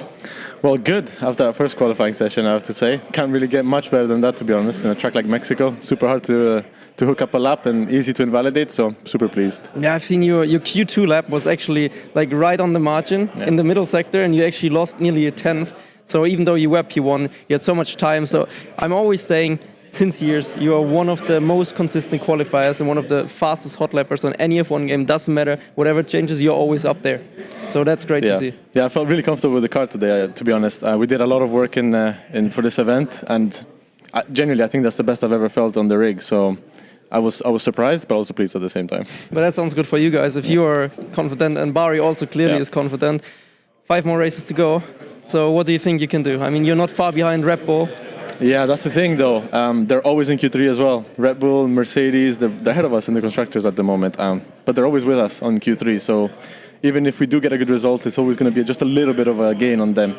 So it's very hard. Even though the gap is close, it's still difficult to catch. But anything can happen, as we saw in event 2. But you're ahead. Both of you, P1 and P3. I mean, straight right in between. Yeah. But I mean, we know Mexico, long straight, late braking turn 1, different lines. You can be on the outside, you can be on the inside. And I mean, you have a lot of experience there as well. So I'm sure we'll see some contacts between people in turn 1. We're probably going to be 4 or 5 wide with that long straight in lap 1. So I expect the unexpected, I would say. So what's the game plan? To be honest, we still have to think about it, because now we're just fully focused on Brazil for the second qualifying session. But it's obviously we're going to have to work together as much as we can. Our pace is really good, so I think whatever strategy we do, I think we can pull it off. So we're not too stressed about it.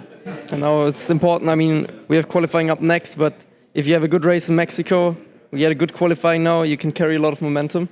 Brazil, your strongest track, arguably, right? Well, yeah, I think it's my strongest track. Have a lot Everyone of history says that. Yeah, you and me have a lot of history in Mexico. In Brazil. Was it 2019? No, 2020. 2020, where we went head-to-head. Those final 2 laps for the win was fun. And then the year after, again, we both qualified at the front, so it was just a deja vu. But I enjoyed driving with you there. We're going to miss you in the next quali. I mean, I'm old now, so... No. But actually, this is meant to be a podcast where we talk about the Ferrari esports setups, right? The Ferrari esports setups, what about them? Want to share them? No? I mean, to be honest, it's the end of the event. We're not too fast if somebody sees our setup. I mean, it's the end. So next time it's going to be a new game, completely different setups. It's okay. There's nothing special, to be honest. They're very basic in every track. I mean, it's just how you drive the car. We've tried so many different philosophies on setups, and we're always doing the same lap times. So it's just how you drive it. Just how you drive the car. Just putting it P1, and that's how you do it. Yeah. Awesome. No, I mean, that's honestly, I'm super impressed with you this year. You made a big improvement again. And Ferrari clearly made a great decision with putting you and Barry in the same team. You work well together. You're great friends. I mean, how is that for you also off track? I mean, you're spending a lot of time together, especially with how the season played out. lots of time in Maranello? Yeah, we've been driving for a year straight together, basically. Like every day, we're in the Discord for 5 to 6 hours, talking to each other, playing together. Yeah, honestly, everyone knows we're like best friends. But the thing is, he has pushed me to a level that I've never had to push before. In qualifying pace, just that one lap pace that he has is just unbelievable, and it's so hard for me to push to that level and beat him. Like he's just that quick in qualifying. I think my strongest point this year is actually the race. I think I've improved a lot in the race compared to the last few years. Just my craft and just how I manage my tires and the ERS. So I think if I can consistently be in the top positions, I think in the race I'll do very well. And now you're in P3, not in P1, but in Stanford you have been really unlucky. I don't want to remind you too much of it. Yeah, I don't want to talk about Stanford. But P3 is technically P1 in Mexico, no?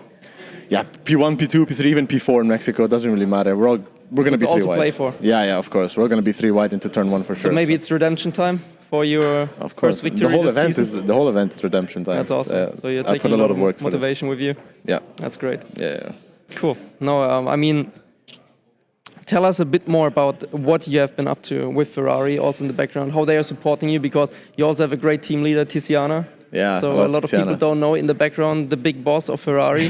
Strong woman. She's amazing. She's loving the boys. And she's honestly unbelievable, actually. Yeah, I've never experienced something like this in terms of like my boss. She's like family almost already, and I've been in Ferrari for more than a year now that I even forgot about it. I remembered when I went to the first car launch in 2022, and then I went again for 2023. Oh no, sorry, 2023 and 2024. Oh my God, I'm missing the years now.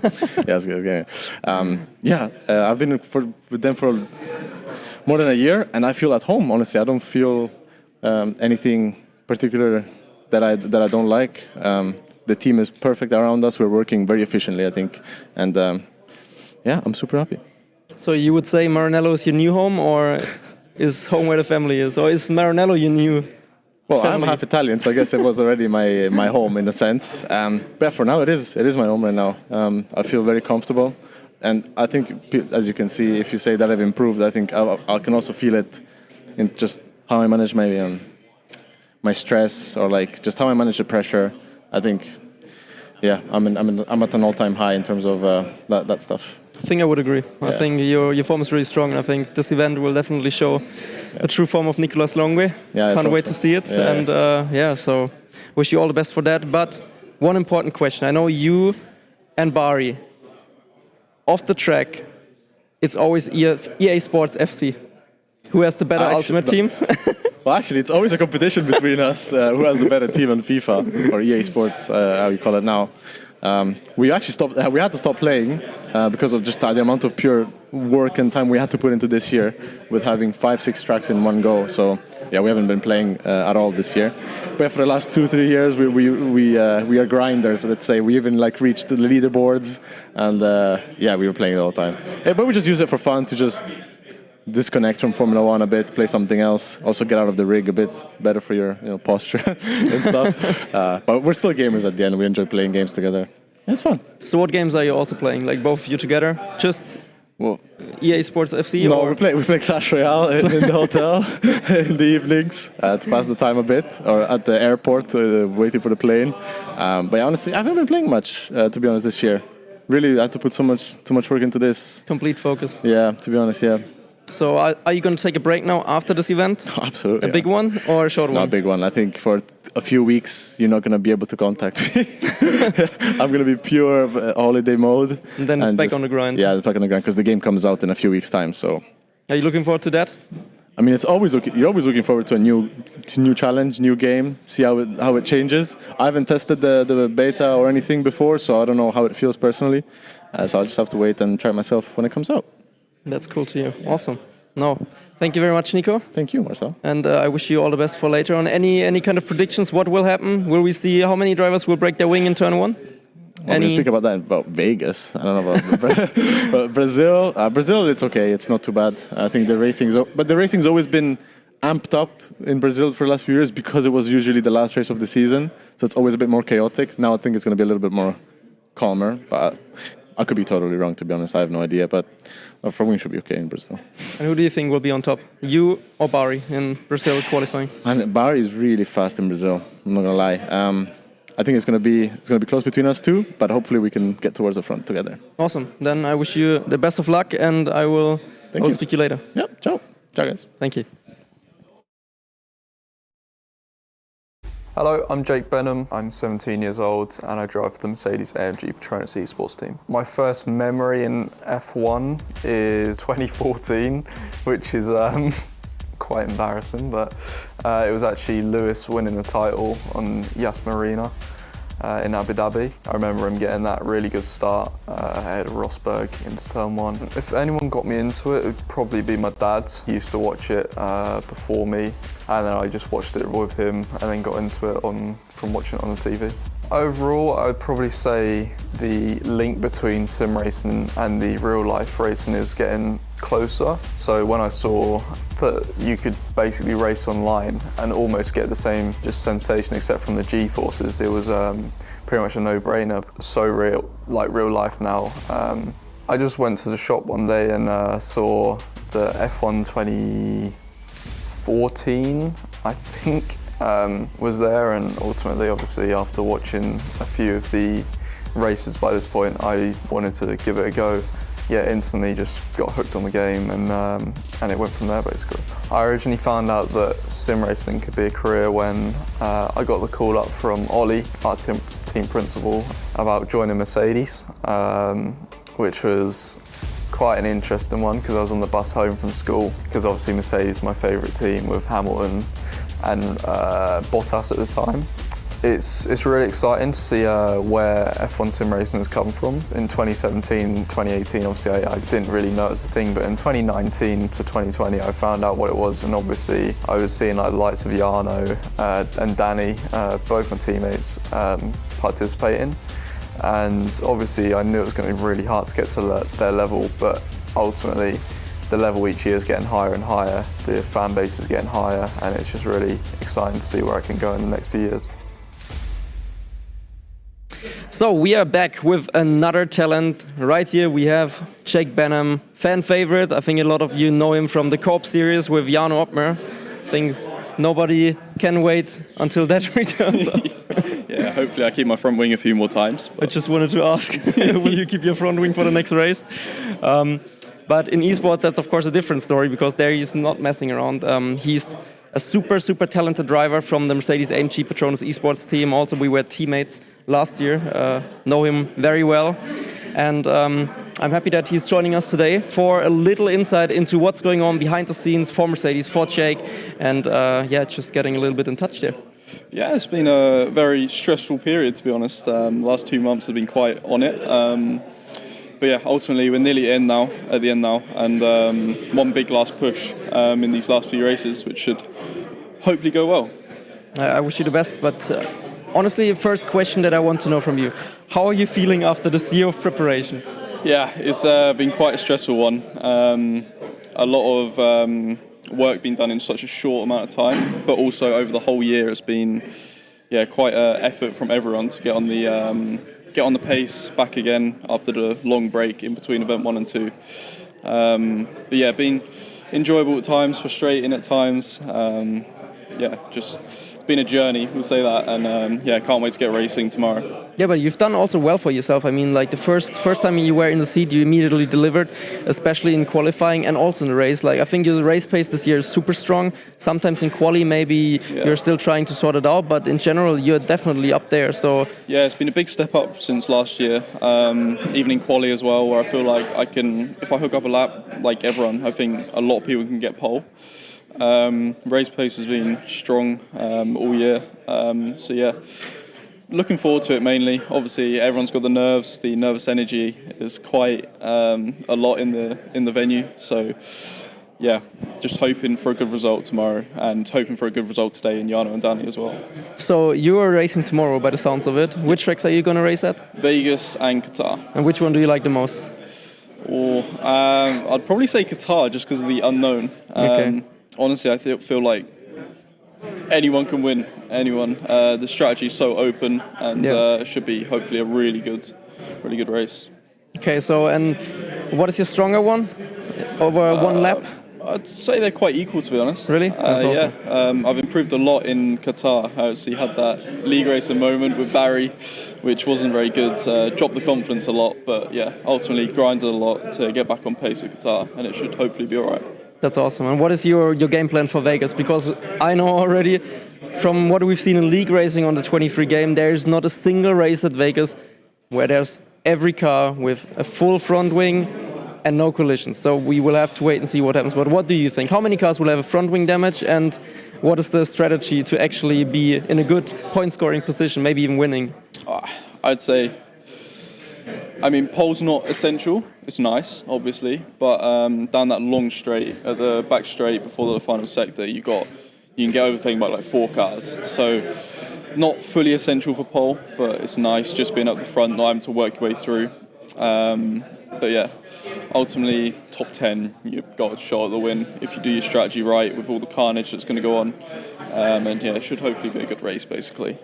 I think you already did quite well in league racing, so I think we might see another Jake Benham all-time performance tomorrow. So yeah, that's the plan. I mean, yeah, it's one of my stronger tracks, literally just because I'm more of a race driver, as a lot of people know.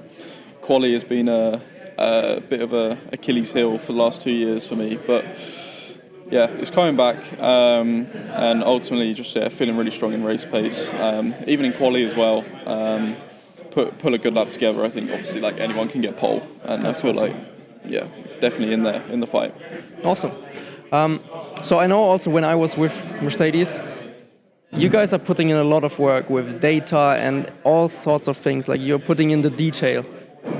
Can you share a little bit about what is actually going on behind the scenes? Because I think the usual casual sim racer out there, he's league racing, he's doing time trial, qualifying, race, but there's so much more going on behind the scenes. Is there something that you can share without giving any advantages to your rivals? I'd just say the main thing is data that people don't look. The casual sim racer doesn't see all the data that we look at. Throttle, braking, everything. Every team here has data that they're looking at constantly, just to gain that extra 100th, extra just edge on the setup over everyone. And it's been quite a grind, just trying to find that. And then obviously everyone comes here, you get a little bit more nervous with people saying, oh, they think someone's done this, someone's done that. And it's just a lot of data that people don't realise that we go through. Obviously, like it's very useful, but it's very frustrating at the same time, just having that extra 100th to go for each time. Yeah, it's understandable. I mean, there's never enough. You will always find another reason to look into deeper telemetry and whatsoever, and just analyze your own laps. And maybe also, I mean, you have great teammates, and probably arguably with Danny, one of the quickest over 1 lap on the game. You can learn so much from him, no? Yeah, definitely. Danny is definitely the quickest qualifier I've ever worked with. And ultimately, you learn so much off him just because he's so experienced. Same with Jarno, really big experience on both of them. And ultimately, I haven't had much experience, obviously, second season. And especially with this format that we're on now, it's very good to just see what they're doing, learn off them, and hopefully it just translates into good results. Yeah, so you're basically the full package. So Jarno is Mr. Race and Dani is Mr. Qualifier. And then when you learn from both of them and one day they will retire, you're going to step in and be like, okay, I'm ready and now it's my turn. Yeah, I mean, ultimately I want to beat them on merit. I want to beat them. But I mean, you can. You did already a couple of times. Yeah, it's, we're all very, very close. Obviously, Jarno's had that edge, I think, on everyone in just race IQ and being able to think for a race just that little bit better on everyone else. Danny, always at the front at quali.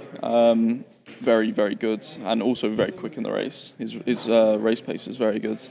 So, yeah, it's just, like I said at the start, it's really good to be learning off those and taking on the experience that they give onto me. And yeah, hopefully I can translate those skills that I learn off them into my driving. But surely also they already learned from you. I mean, you're not a development driver or any sort of thing. You are already up there. You're here for a reason. So yeah, I guess some of the way I think and drive, I guess they take as well. Obviously, everyone's always looking at other teams as well, trying to learn off other drivers and see if they have any onboards that we can look at, see what they're doing differently. Maybe even if it's literally just turning off ERS on a quali lap at some place that we're not, just to gain that little bit ERS on the end of the lap. So yeah, it's always a challenge looking at other people's laps, and but ultimately, the more laps you can look at, the more time you can gain, I think. And yeah, it's just been a very avoiding the point a little bit there, but yeah, long season, and yeah, just looking forward to go racing. one thing with Jarno, he grew another front wing underneath his nose and between his lips right here. It looks like he has a upwards front wing. If he's gonna win every single race now in this event, are you also gonna grow one? I think I'd struggle, to be honest, to grow one like that. It's an interesting style he's running this event. Not sure if I would personally do it, but he did also say, correct me if I'm wrong, that if he wins the championship, he'll go bald. Yeah, he did. Yeah, so all to play for him. Think he should keep the moustache and go bald. That would look quite interesting. Let's see how this is going to play out. But this was Jake. Thank you very much for joining us, and best of luck for tomorrow and also for the team. So yes, now we are going into a short little break, and we're going to see you right after that.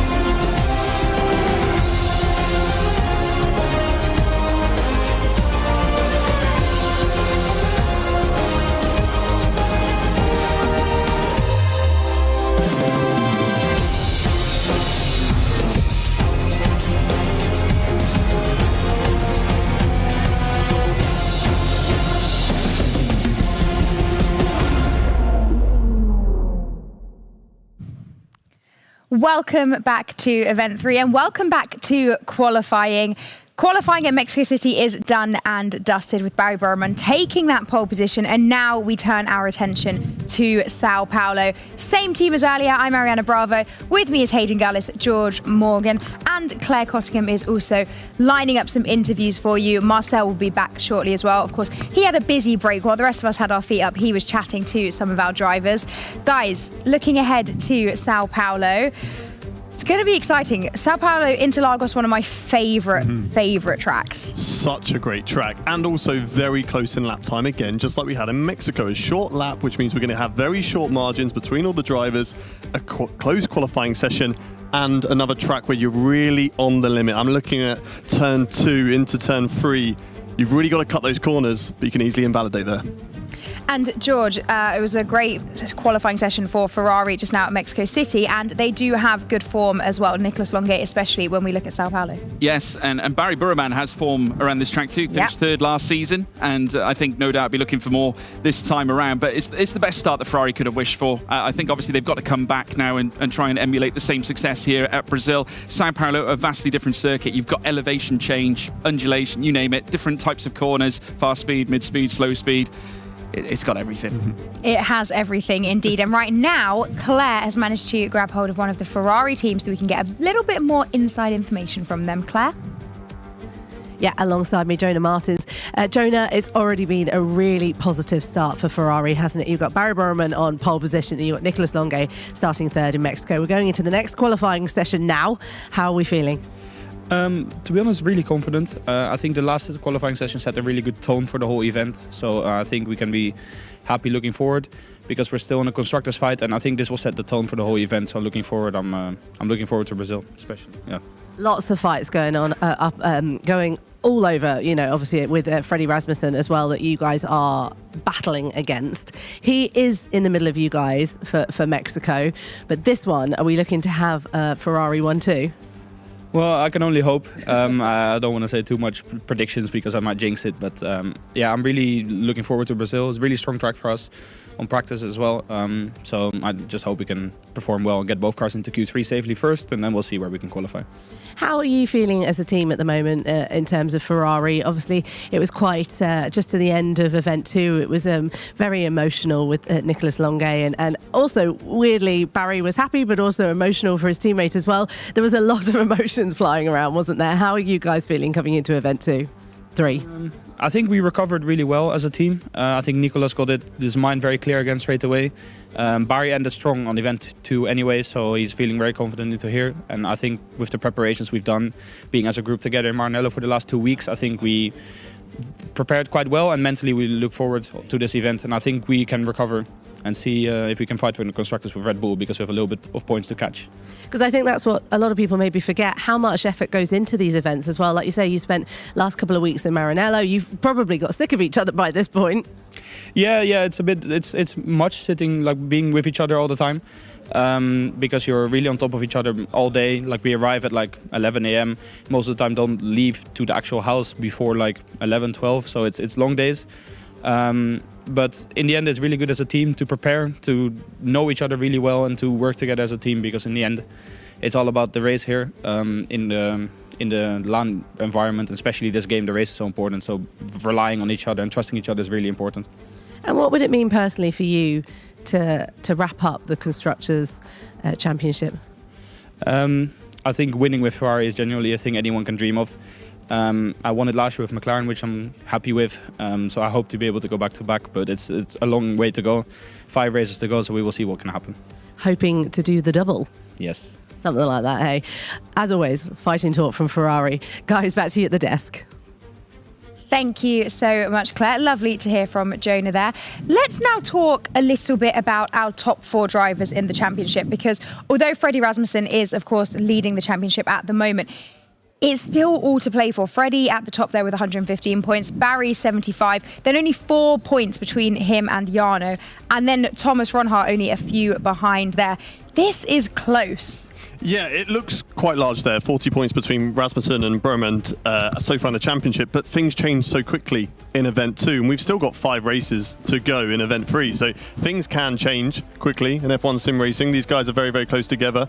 and we could see Barry Berman fighting with him later on in this event. Jarno, though, never count him out. And of course, Thomas Ronhaar, we know that he has incredible qualifying pace. Just needs to kind of convert that into race pace across and be more consistent than he was in event 2. And he can get back in his championship fight.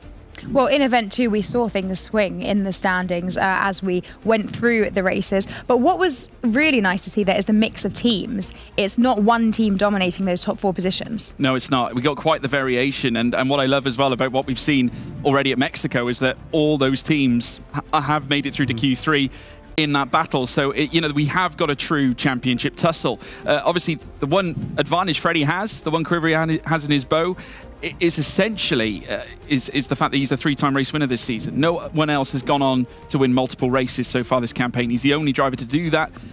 Barry, though, creeping closer. That Mexico pole could make all the difference. That's another point to add. Yep. He came in with 74. He's on 75 now. It's a bright spark that could lead to a big bonfire. Are those top 4 who you expected to be in the top 4? Yeah, I think so. I mean, they are very, very strong drivers. We spoke earlier about Frederik Rasmussen and his consistency, and also Jarno Opmeer. We know of his ability in these sims, and I think it's good for them that their teammates aren't in the championship fight, because otherwise you have something like we had at McLaren last season, a civil war between the two of them where they're fighting for that championship. As you can just allow those guys to just work for themselves and their teammate can back them up. Oh, hello. Change of microphone. Showbiz, we love it. That makes all the difference, as you said. But looking ahead to São Paulo, qualifying, who are you feeling good about? Out of that top 4, I want to know. Let's look at those 4. Who do you think could grab that extra point that will make all the difference as we go through event 3? It's a big mystery. What I will say, recent form, Rasmussen has been brilliant around Sao Paulo. We say his name multiple every time now, it feels like. But we look back at 21, he was a race winner here. And then, of course, the following season, last campaign, he finished second. He hasn't been outside the top 2 now for the last couple of years.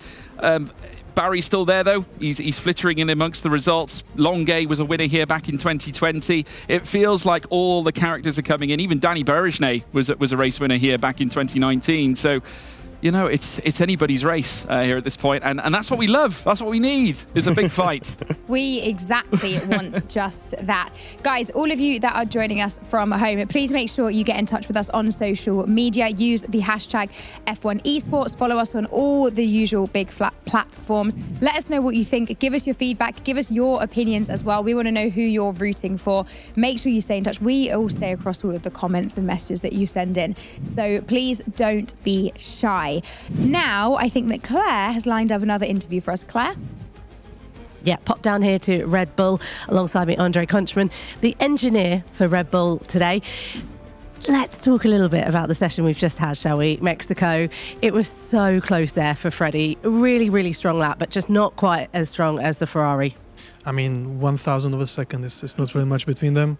Close session. I mean, we are happy with P2. It's often maybe even better starting position than P1, so not too bad. And yeah, I mean, it's going to be interesting what everyone decides to do strat-wise in the race. So yeah, we'll be ready, but I mean, let's see.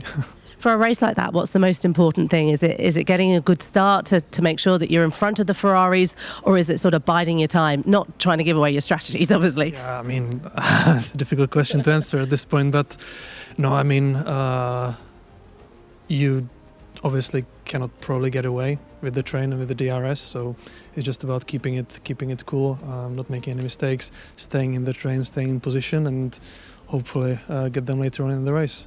And talk me through the preparation for this event. We've obviously had event 2 only a couple of weeks ago, and coming into event 3, like we were speaking to Jonah at Ferrari, there is a lot of preparation that goes into this.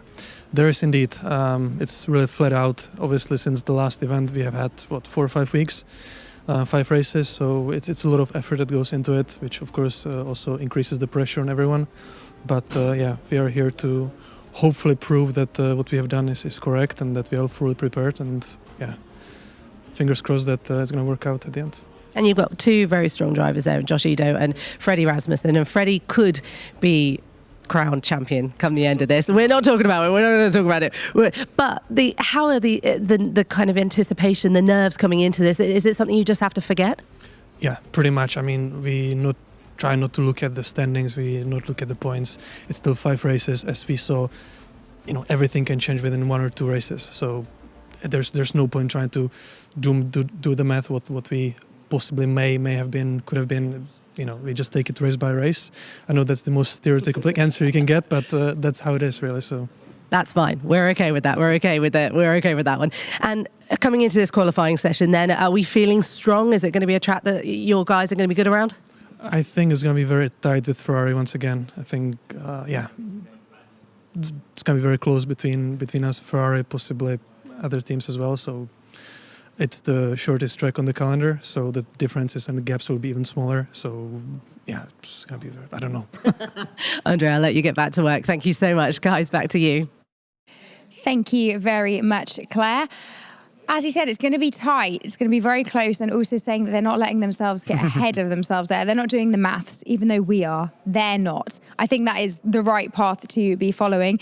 Before I hand over to you guys, talk us through what we should be looking out for this track, for qualifying specifically. You've already mentioned the small margins. Yeah, track limits, very important. I'd say turn 2, a predominant one, but also you're looking at the exit of turn 4, very easy to run wide there, into the 2 hairpins, and as you rise up the hill in that midsection, you can easily just overstep the mark and run out wide, and then the hairpins, you want to cut the corners to gain time, but a little bit too eager, and you're going to get invalidated. So those are the points to watch out for track limits. And George, comments from you? Yeah, I think looking at Brazil, totally agree with Hayden. The S's tend to be a little bit tricky. You can very easily lose it. Understeer can be a bit of an issue because you've got this sort of downhill stance before you make your way through towards turn 2. Turn 4 is a massive one.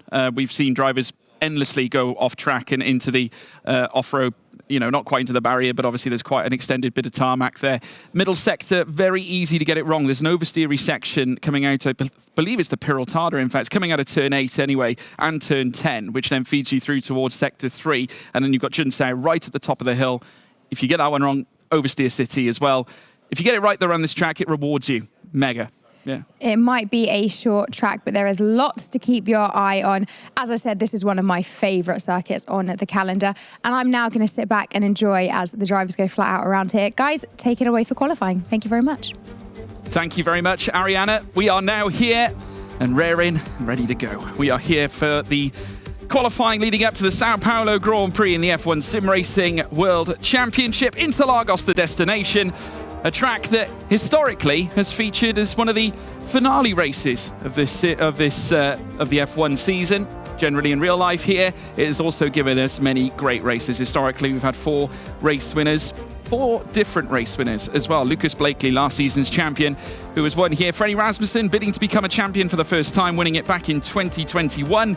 Nicolas Longuet winning it back in 2020. He'll be looking to try and make it 2 this year and try and improve Ferrari's position, with Danny Berejnay winning it back in 2019. Conditions are looking somewhat okay. Here's the track map, 4.309 kilometers. That's 2.677 miles, 15 turns await the drivers, with DRS zones available, heading down through towards turn 4. And of course, you've got the home straight that can very much help you out in towards turn 1 as well. And Hayden, looking ahead, Ferrari, I think will have, I suppose, been boomed a little bit in terms of what they saw back in Mexico City. Very nearly a front row lockout. The gaps were minute, and you can just see there Nicolas Longuet full of optimism, as should be Barry Burman. He's already nestled in 1 pole position already today. You'll be looking to make it 2 potentially.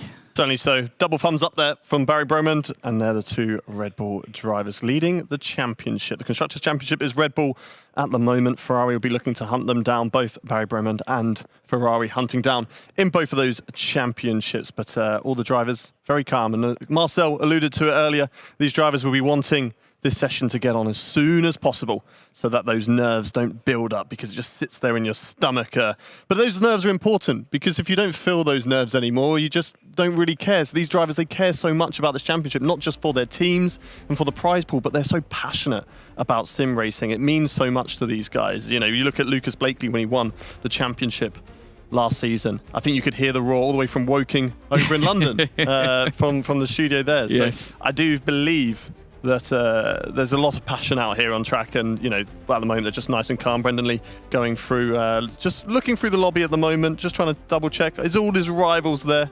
Who is he looking for? Brendan, who are you looking for? Who's your rival? He's, no idea. No idea. He's definitely throwing a bounty at you later on. Yeah, he's going to kill us later on. Incredible. Right, yes, so we're going to be looking ahead to another qualifying session. There is the man who currently holds all the cards in terms of last season's championship, reigning champion Lucas Blakely.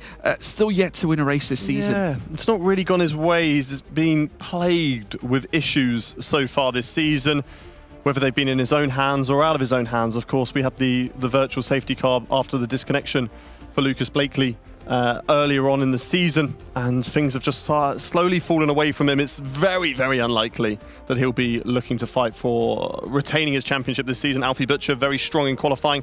Let's see what he can do later on. We're not yet getting into the lobby just yet, so we're waiting for whether drivers are going to be, moaning about the weather. Brazil tends to throw up a few rolls the dice for weather. That's what I'm trying to say. We could certainly see the elements today. Changeable conditions. I mean, if we want to factor in some real-life elements here, Lewis Hamilton's title win heading back at Brazil all those years ago. Daniel Berejne making his, he'll be making his way out on track, of course, lining up for Mercedes. They were, I think, fair to middling in terms of their results in our previous session back at Mexico. There's Jarno Opmeer looking for grander success as well, looking to try and make it at least 2 race wins this season. But first and foremost, qualifying awaits us. And no doubt he'll be hoping that with a twitch of the moustache, he'll be able to nestle in a decent result. Obviously, we've spoken about some of the main zones here, Hayden.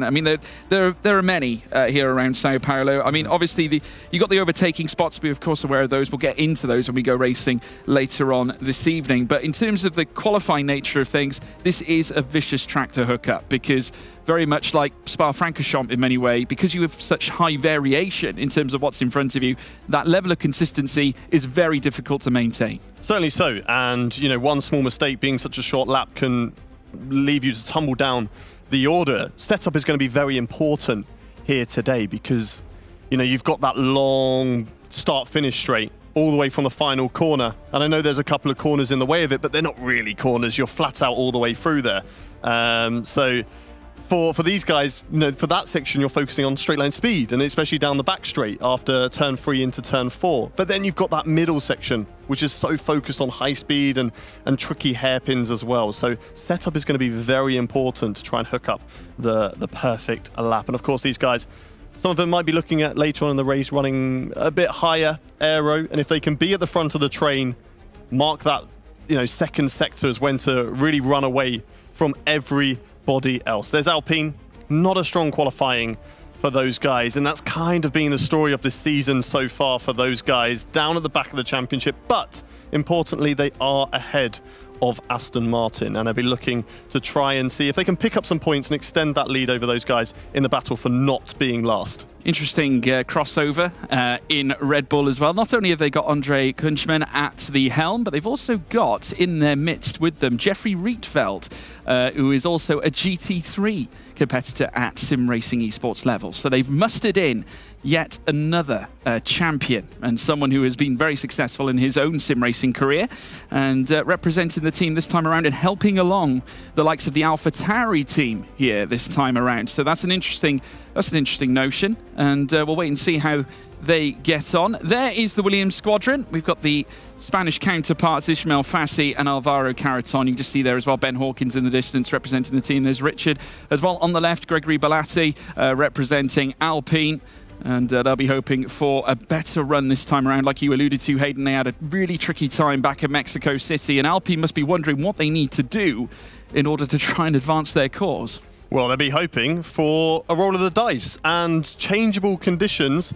And let's wait and see. Is there a little bit of a moan going around? No, it looks like it is going to be dry conditions. We're starting off with overcast, although no, it's going to get wetter in this session. Starting off with overcast conditions. There are the AlphaTauri drivers, Joni Tormala and Jed Norgrove. They'll be looking for a strong qualifying. We've seen so far this season a few of the AlphaTauri drivers able to pull out some strong performances for those guys as qualifying will be getting underway and drivers getting out on track very, very quickly. And this is all because the rain is coming down. Look at them, this is basically like a race coming out of the pit lane at the moment. 17 minutes still left on the clock, but these guys will need to get a move on because the rain is coming down.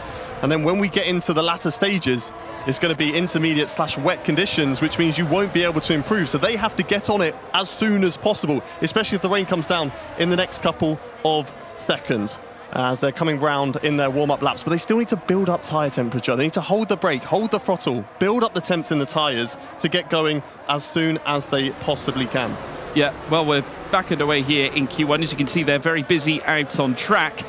At this point, we've got Jarno Opmeer. Cars fighting over track space at the back as we're getting underway here in qualifying. 60 minutes and 35, and I must say, Joni Tormela, it looks like one of the very few who's actually got track space to work with here. Yeah, he's just bolted. He's like, I don't want to deal with what you guys are doing back there. You can fight each other and get in each other's way. I don't care. I'm going for my hot lap, and I'm getting my lap in as soon as he possibly can. Here he goes across the line here at Brazil, heading into the first corner. You rise uphill and then hard on the brakes of the 50-meter board, then clip the apex on the inside as you go down in towards the second corner. No invalidations through turn 3, and then really hug the inside of this corner all the way through. DRS open, and is it raining out there? It looks like maybe a few spots of rain out on track is already forming. And yes, it is. It's raining already, so it's vital for these guys to get their laps in as soon as possible. I can see a driver that's not even crossed the line yet, right to the back, and that's going to affect him. Joni Tormela has got the best track conditions out there of any driver for his hot lap, because he will finish his lap first. Through the first hairpin, then back into the left. Nice and tidy on the inside, back on the throttle, set yourself up for the next hairpin and brake when the curbing starts on the right-hand side. Kiss the apex on the inside. There's a bit of a camber that kind of helps you through the corner, so it allows you to carry more speed through the right hand. And now downhill on the left. The last proper corner on the brakes. The rain is certainly falling. You can certainly see it on your screens. And Joni Tormela should get the best lap in here. Yeah, he's making his way up the hill now, past the Archibald Carlos on the right-hand side, and he'll be looking to enlist his first flying lap. Could be his only one here in this session as well, and having the advantage of being the highest one, or certainly the furthest one around this circuit. He will post a time of 109.499 here for Joni Tormela, and AlphaTauri Caraton goes second fastest. Indeed, the lap times are falling off. Time after time, we're seeing driver by driver losing, well, certainly losing more and more time as they make their way around the track. Just look at the deficit already. Nearly a whole second separating. Longue somehow manages to dig out a P12, and DRS has been disabled here at this point in Q1. And it's Tormela who sits at the top of the order in a sensational visit.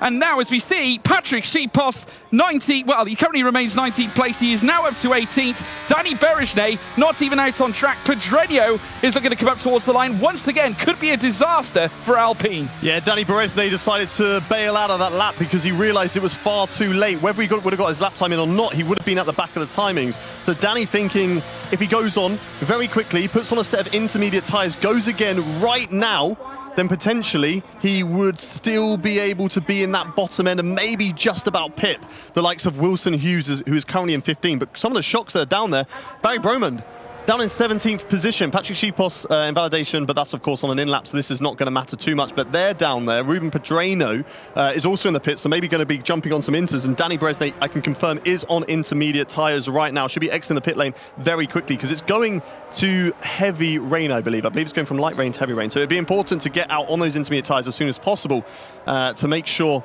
you don't get caught out once again. And yeah, maybe Danny Berejné, if he gets a lap time in, might just be able to pip Wilson Hughes. It just depends on the deficit with the rain and how different the lap times are between the two tyres. But yeah, Joni Tormela smashed it. Fastest in Q1, and it was all about track position. And you can understand why those guys were fighting so hard to get a move on with it, but I just don't understand why, you know, those drivers let Joni have such a huge jump on everybody else, but also not trying to be as close to him as possible and get those better track conditions. Yeah, absolutely right indeed. Joni Tormela now making his obviously first appearance up at the top of a timing screen so far this season, and could be the first time he's fastest here this campaign as well in qualifying altogether, given the fact that he has now posted that 109.499, which, if this rain continues, will not be surpassed here at this point, as it still is very much a maelstrom scenario. Well, saying that, we are on light rain for now. it could yet reach stormy conditions. We'll have to wait and see. But still on intermediate tyres, Danny Berejnay looking to post his first run on this compound of tyres. Now, he's just going to be basically searching for anything he can muster. But at the same time, maybe an opportunity for some wet practice here for later on. Yeah, certainly Frederik Rasmussen already going out on the intermediate, so or just having a look at that already. We've got on an outlap Danny Berejnay. Thomas Ronhaar retired from the session. He's like, I don't even want to do any wet practice. I'm happy with how things are at the moment. And, you know, a 110.0 in the dry conditions now with it being wet is surely going to be very difficult to beat. Let's see what Danny Berejnay can do, though. Let's see how good these intermediate tyres will work around this circuit now in intermediate conditions. Will he be able to, you know, just scrape in that 15th position? Will he be able to jump Wilson Hughes? Currently 111.1. Danny Berejnay nice and tidy through the first couple of corners. It would have been interesting to see, actually, whether, you know, a driver on intermediate tyres in that first run, like a Danny Berejnay, who was a little bit further back, would that have benefited him? Or is it just, you know, this is for Danny Berejnay just to, I'm already out of this session, it's not worked out for me, I'm going to go out on track and have some fun. And so there's a car in the way, that's an Alpine, and that's really not going to help Danny Berejnay there. Yeah, it could be one or the other, because Patrick Schipos and Ruben Pedreño are out on intermediate tyres. But Danny Berejnay coming through that middle sector, he'll then head through out to the Larangina into SA at turn 8, coming through in towards turn 9 at the Piorino, and then through towards the next right-hander, the hairpin, the very tight hairpin, where you can suffer a little bit of oversteer as well, and that's only more tricky given the fact that we have got a wet track at this point as they now look to make their way up the hill. In comes now Berejnay, coming up through towards Junsao corner, back on the throttle. He'll feather it slightly and then put it straight back down as he looks to make his way over the top of the crest, past the Archibald Cardis and heading up towards the line. What can Berejnay do on these intermediate tyres? He'll make his way now across the start-finish line and does indeed register a time, but it is not relative in comparison to the soft tyre times that we saw earlier on. A 1:15.761 may have lost a little bit of time due to the Alpine that was out in front of him, but nonetheless, I don't think he would have lost that much, Hayden. Yeah, I think it would be difficult to say that you lost 3 seconds just from that Alpine blocking him, sadly, and it would have had to be even more to get himself out of Q1. That's a shame there for Danny Berejnay. He, you know, usually runs well at this circuit, and it's just about being caught out, and maybe he was just caught napping, or maybe he was too cautious, maybe too passive with other drivers around him and let other drivers start their laps before he did. And sadly, he's at the back end of the field, and it's just massively cost him. And all those other drivers on the intermediates now, they're not really going to get that benefit of improving on their lap times. But it could be good for those guys to just get their eye in. Okay, how is the car going to feel differently around the circuit? Here's a replay of what happened with the Alpine, and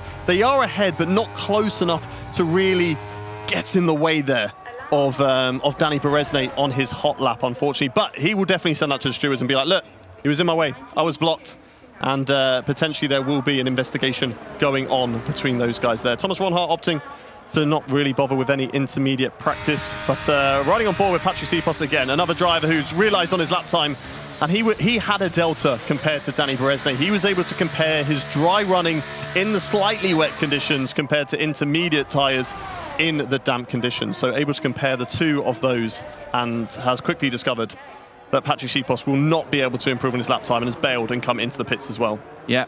And Frederik Rasmussen making his way around the circuit now. This is a chance for the drivers just to get themselves immersed in these wet conditions. Because like we said, we spoke about mixed conditions, Hayden. We talk about it till we're blue in the face, because this is very much what Brazil is all about. Not just the treacherous corners, the aggressive nature of it, and how it behaves when obviously cars are looking to go through certain sections, and certainly wheel to wheel when we go racing. When you add rain into that context, it throws a very different spin on the whole thing. It turns a track totally on its head. In a dry track, vastly different to a wet track, especially here at Brazil. Certainly so. I would have definitely preferred if the gods out there could have made it the other way around. It started off very, very, very wet, and then it got drier throughout, because then come the end of the sessions, we were going to see drivers pushing, whereas at the moment, it's a bit of a down period. They're not going to be improving on their lap times, but it is important for those guys to, to test their systems. I know they've had that first lap there, but just to make sure that everything's working fine. But also, as you said, just to dial themselves in, get themselves into the rhythm figure out where the braking reference points are going to be now in these intermediate conditions to set themselves up for Q2. Because Q2, it could be similar. It could be going straight into then heavy rain conditions, or maybe it will dry up. We don't know. We'll have to wait and see. For now, looking at the radar, it's going from light rain to light rain. We've got 7 minutes still left on the clock for all of these drivers. But with the weather conditions in this scenario, going from dry to wet, it certainly has thrown a few things in there. Most importantly, I think we can guarantee drivers that are out of this session, Josh Edu, Barry Bromand, Patrick Sipos, Danny Beresne, and Ruben Pedreno. And 3 drivers from the top teams fighting in the championship are out in Q1. That gives a good opportunity for maybe some of those other teams that are trying to catch up.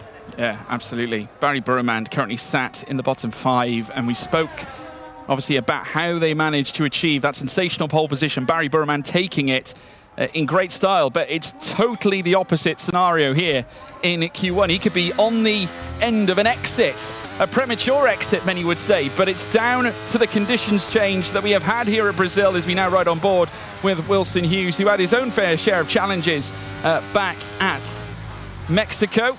But here this time at Brazil, sits right on the bubble in P15. And as it stands, will go through into Q2. So, you know, fortune favours perhaps the brave in this instance here, Hayden. Certainly so. This will be really good for Wilson Hughes. You know, we could see how disappointed he was when chatting to Claire earlier on after his Q1 exit. So to, you know, get through into Q2. Yes, okay, might have just scraped in, but it's still important. It's still up to the driver to make sure you get that track position, to set yourself up best. But even then, you have to make sure you don't invalidate. You have to make sure you still get the lap time across, because if you don't, regardless of whether you were Joni Tormler up at the front, if he'd have made a mistake, he would have absolutely bottled it and thrown it all away. So it's still important, it still relies heavily on the driver to make sure they get themselves into Q2. And this is going to do wonders for his confidence to get himself into Q2, you know, and then reset and be ready to go for that shootout to try and get in the top 10 later. Yeah, Simon Weigang also looking to proceed into Q2 in his own right. 13th fastest will be enough. And that is both Aston Martins that are now in a bid to move through to the next session of qualifying, which puts them at an advantage over their rivals Alpine, certainly where they're currently stood in the championships. So great chance for Weigang, great chance for Donoso, who is in the top 10. As we have cautions in Sector 2, plenty of cars just jostling for position and track space, but also at the same time, Simon Weigang just running slowly with the rain light flashing on the back of the Aston Martin as he climbs the hill out of Junsao, and he'll make his way through past the Archibancadas, but I think it's going to be a trip straight into the pit. 10 minutes left of this and certainly not concerned with going out. Did you hear that? 10 minutes of 10 rain. minutes left of rain. It is going to dry up, and we're going to be getting on the dry tyres most likely in Q2. That makes things exciting. It does. Little spicy element. Is it raining out on track though? Because if is it raining out on track? I can't quite. No, it is. It's light. It is raining. It's light rain. As soon as he came into the pit, then you could just see the rain falling. It was difficult to see the rain when he was moving. Good to see Simon Weigang in the rig, because of course, event 2, we were midway through a race, and Simon, we looked over, and he just wasn't driving. He'd popped off to the toilet. Yeah. Truly comical moment, I'm sure, that we'll look back and laugh on in the F1 Sim Racing Championship. All I saw was him coming back into the room, and he gave us a wave, and that was it. Yeah, amazing. What a character. Donning the similar Serge Gnabry look that he had back in our previous event. I want to ask a question about this. So there's a lot of drivers with moustache. Well, we a lot of that. facial features. Is this because this schedule is so hectic, and there's not a lot of time between event 2 and event 3, and they've been preparing so much that they just haven't had the time to shave, and this is just what it is. They've just been the hours in the sim are so important that, you know, taking that 10-15 minutes just to shave and make yourself nice and presentable is just too much time. Do you know what? That's my sim prep. I need to be on the sim doing that, so I'm not going to shave at all. It might be that things have just got too stressful, that the hair is just transferred from their scalp and onto their face. I don't know. I mean, we could debate this for ages, but yeah, there's plenty of interesting facial hair on show here in this event, and also throughout the course of this season here in the F1 Sim Racing World Championship, much like Alpine as well. We've got a few goatees around. But yes, as it stands, with 3 minutes to go, Q1 about to come to an end. Joni Tormela, fastest here in this session with a 109.499, and clear of Alvaro Carreton in second. Great opportunity here for Tormela, because he hasn't had, should we say, his best season, has been mixing things up in various different championships, has returned home to the F1 Sim Racing World Championship once again, has never left. He's been part of it since the walls went up, and it's great to see him fastest. Yeah, certainly so. And I think it's difficult being within the AlphaTauri team. Whilst you've got Red Bull, you've got two drivers who will race for you across the whole season, unless anything happens, like we saw at Williams' last event where a driver fell, unfortunately, ill, and Will Lewis had to jump in last minute. But Red Bull, very strong two-driver pairing. AlphaTauri, you know, being that junior team to Red Bull, they're not afraid to mix things up and try and give everyone the same opportunity. So they make sure throughout the whole season, each driver does as close to the same amount of races across the season. But the difficulty with that, because of chopping and changing and switching drivers in and out, if you're in form, you just had an amazing race, you might already be sitting out on the next one. But it does give you that opportunity to really focus and harness your practice at one specific circuit to give you the chance to get those better results. So it has its pros and cons for sure. And Joni Tormela has been in it for a while. So it is a strange scenario to have such an experienced driver with two rookies coming in. But I think that's also really good, because those guys can learn off of Joni Tormela. You know, he's had this experience before, being in a LAN event, what it's like to have that pressure of everybody looking at you, you know, in person, and distraction from cameras and lights and people coming up to you going, I want an interview, you know, and they're like, I'm a bit busy at the moment, I'm racing, can you leave me alone? But Joni Tormela can help with that. He can help these guys to really get the best out of them. Yeah. With all his experience that he has had in this series, without any shadow of a doubt, you're absolutely spot on. And whilst obviously they haven't been at their most competitive so far this campaign, they have obviously had some bright sparks at moments, certainly where Jed Norgrove's concerned. I mean, some brilliant defending back at Bahrain, some brilliant results as well, looking ahead to Austria, where of course he did so well. And now once again featuring in the top 10, looks like he's a surefire favourite to get through into Q2 anyway. And that means double representation for AlphaTauri. There is Ruben Pedreño, currently sits at the tail of the field, and obviously not able to post a lap that is comparable to those that were set on the softs earlier on. Just the wet nature of this circuit now has just caused a bit of a stir in terms of some drivers and their laps, and unfortunately, because he was at that tail end of the field, he wasn't able to run or certainly land the decisive blow that he was looking for in order to obtain a Q2 space. But now heading through in towards turn 1, Hayden, do you want to take us through this one? We're going to get a lap here at the end of Q2, so let's ride on board with it through turn 2 and turn 3. Let's see what will happen here for Ruben Pedreño, because this isn't just a case of he's just going to have some fun. No. Him and Danny Berezne have both only set lap times on the intermediate tyres, so he could maybe, and I know it's only one position, but for pride, you can try and jump and pit Danny Berezne. A little bit squirmy on the exit there, but it is only slightly down on his previous best lap time, but he's found a lot of time there through the long right-hander. Don't run out wide. That was perfect. Right on the white line, not exceeding. It's 2 tenths found. Will that be enough? It's very close margins, I believe, between Danny Berezne and Ruben Pedreño. Only about 2 thousandths of a second. So this is looking good to try and put himself up into P19. It doesn't sound like a lot, but every position will count. Through the last sector now, coming into the last final proper corner. I know there's a couple of kinks, but this one's on the brakes, and then you've got to get it nice and tidy on the throttle and not let the car get away from you. 4 tenths up at the moment. It's looking good to try and get Danny Berezne.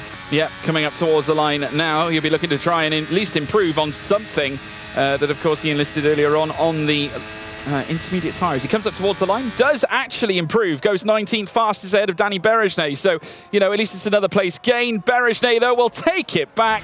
P19 now for the Hungarian, a 1:15.036, just under 3 tenths faster than the time Ruben Pedreño was able to put in place. Josh Ido, though, and Barry Brumand, Danny Berezne, some big names out of qualifying already here, Hayden. And may I add, all 3 constructors fighting in the Teams Championship. They certainly are. This is huge for the Teams Championship, and important for some of those teams, yeah, that are looking, maybe someone like Kick Sauber, who are trying to maybe try and catch these guys up. They have seen an opportunity where 3 drivers are out in Q1, and both of their drivers, 3rd and 4th, looking good.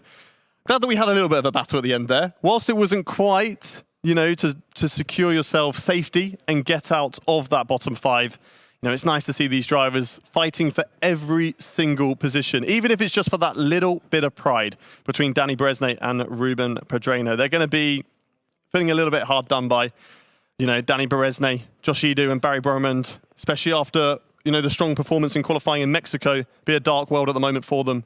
Down at the bottom, but those are confirmation of our 5 drivers who are out of this Q1 at the moment. Yeah, we'll take you through those. Those at the top, obviously, Joni Tourmalet going fastest, and I think in total of like just over 4.5 tenths of a second. So well done, Tourmalet. Going out early was the sensible choice. We saw many cars obviously fighting for that track space through the middle sector.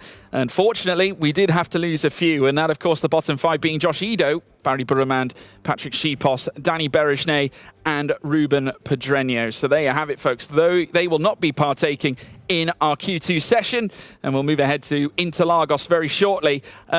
Drama. There's your eliminated drivers on the left-hand side of the screen as well, folks. But looking ahead to the next session, we've got a few names that we wouldn't necessarily expect to see, obviously making their way into Q2 here, Hayden, but that's what we love. Yeah, Joni Tourmalet will be hoping that the session can just end here. You know, he's right at the top. He's currently got Stop pole the position. count. Exactly. You know, red flag it. Oh, Barry Bromand, disappointment for him. You know, pole position in Mexico, and then it's just completely flipped. Yeah. And now he gets, though, to chat to Claire.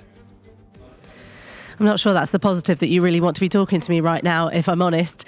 Barry, the highs and lows of sim racing, of course, caught out there by the rain. What happened? Did you guys just not get out there quick enough when the rain started? Well, before the rain started, I guess? No, actually, there is a thing that when you're driving for Ferrari, Red Bull, you're just going out later than people who driving for Williams and like Kick and everyone. So this is really unfair in terms of these conditions, and we were just out of behind everyone. So you know, you cannot really pass everyone as well. And then when I started my lap, it was already rainy, so I couldn't do anything. Well, I genuinely don't know what to say. Well, I just could wish my teammate good luck, and hopefully he will just bring a good quali. You know, I know it's not any consolation, I'm afraid, but there are other drivers that were caught out. Obviously, Mercedes with Danny Beresnay also starting actually behind you. Is there anything that you can do from the position you're in at a track like that? Yeah, well, I'm just going to try my best. Of course, points scored in the races. Still, I will just try my best to see what I can do. But yeah, it's not ideal because I'm the type of person that I would really not take this as anything I could do, because if I was out in the pace in Q1, I would be really I would really disappointed on myself. But when this happens, I just can't control it. And I don't know, 5 races in a row we have kind of the same scenarios, that Q2 and Q3 getting dry, then Q1 out of nowhere, like start is rainy, and then last time you have one shot, or now we had the opposite. I don't understand how this is only happening in the event. Never had it in the league race or anything, but it is what it is. Okay, well, we've got to reset because we will have a race coming up soon where you do start a pole position. So big smiles for that one. Unlucky for this one, I'm afraid. Back to you guys. Yes, thank you very much, Claire, and a very matter-of-fact discussion, I think, obviously, as far as Barry Bromand's concerned, but it just goes to show you can go from the highest of highs to the lowest of lows, and given the intense format, Hayden, that we obviously have here, you know, in F1 sim racing this season, given, you know, we got 5 races now this week over the course of, you know, just 3 days, you know, you can have your greatest moment. Obviously, with Barry, it's Mexico pole. He's out in Q1 here in Sao Paulo straight away after. Yeah, and that's such a frustrating way round to receive that news. You know, you probably prefer it to be the other way around. You have the disappointment in the first qualifying, and then the excitement of the second one to be on pole, and then that will kind of spur you on for that first race later on that you would be starting further down. But instead it's the other way around, that yes, okay, Barry now goes into this race on the back of a bit of disappointment, and that's not really the best headspace to be in. So it's going to be all about in this break now to put yourself in the right mindset. I'm in pole position. Let's work out the strategy. Let's work together as a team, and let's try and score maximum points. Yeah, and it's all about bouncing back, and I'm sure he will, or at least try to, in great fashion. But of course, we've got another session of qualifying to come.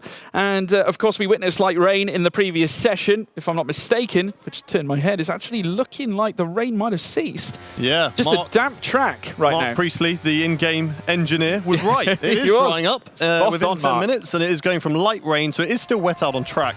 And they're still opting for those intermediate tyres. Wilson Hughes deciding to be one of the first drivers out on track. Now, these lap times, they're going to be important to kind of get your eye and get yourself back into that rhythm. Set the bar. Yeah, exactly. Set the bar. And, of course, get that delta time that is always going to be green when you go on the soft tyres later on. But as it is drying up, we still got, you know, the whole Q2 session left to go.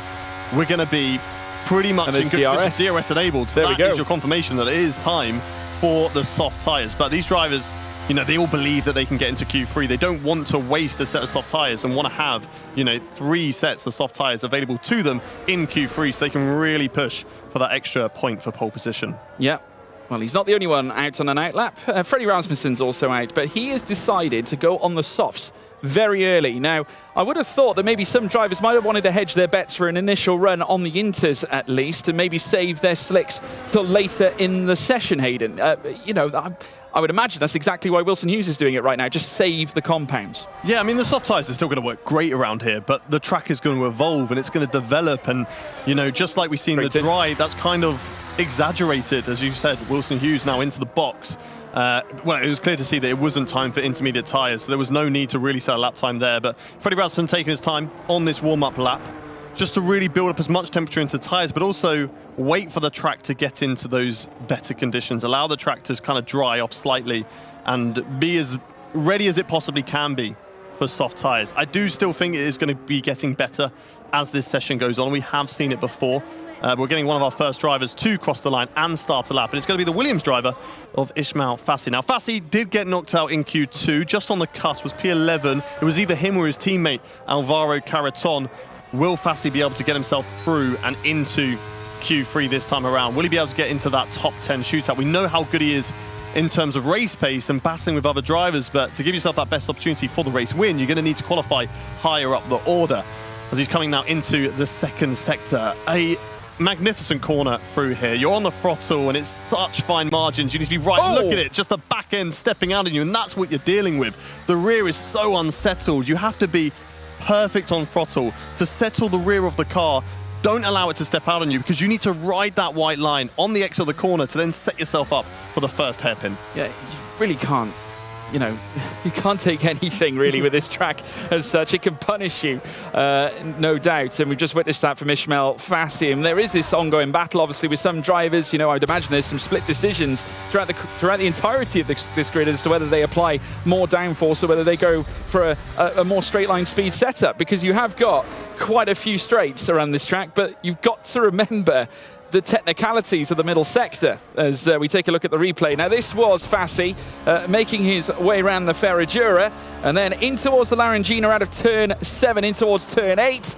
That's where it all went wrong, going off track and invalidating the lap. There's Donoso, who is immediately, as you'd expect, gone purple in that middle sector. He won't, I'm sure there'll be many others, though, touting for that accolade as he now makes his way up towards the line. The Aston Martin with, well, one half of them at least anyway, because in comes his teammate Simon Weigang. Donoso to the top with a 109.041. In comes Simon Weigang across the line as well, and doesn't in fact set a lap just yet. He's going to go around heading in towards turn 1 this time around, potentially joining his teammate. Obviously still early days here in Q2, 10 minutes and 25 to go.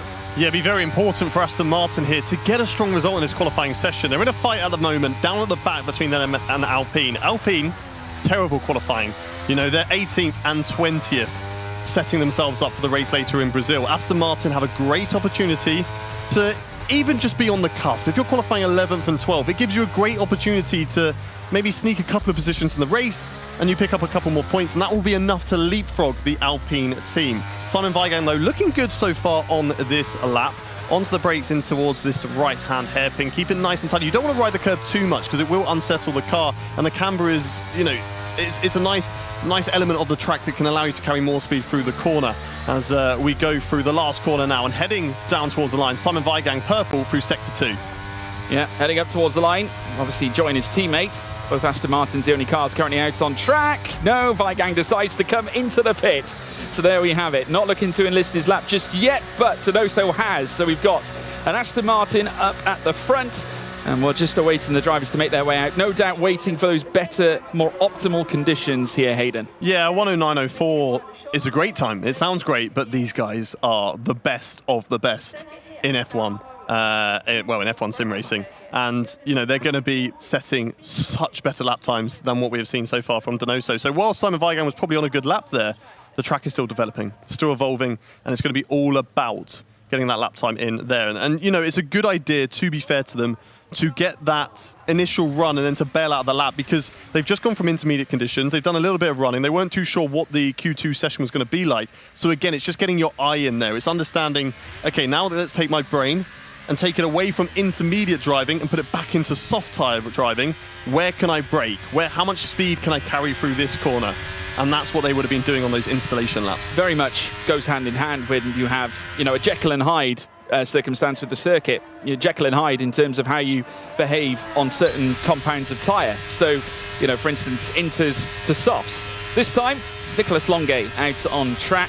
On his outlap, Ismail Fassi doing the same. Remember, we did see him invalidate a run that he was trying to put down earlier on. Joni Tormela as well out on track. They're all cascading out of the pit lane and making their way out onto the Sao Paulo circuit. 8 minutes left to go, so they should get 2 runs, including this one upcoming, before the end of the session. So Donoso's time, I'd imagine, will be a thing of the past once we see the rest of these times come in, because the track will improve as time goes on and also as rubber is laid down as well. But obviously Ferrari one-legged on this occasion. They're going to be placing all their eggs in the Nicolas Longuet basket here, Hayden. And it's a good basket to put them in, because Nicolas Longuet has shown some unbelievable pace so far this season. He was very disappointed with Zandvoort.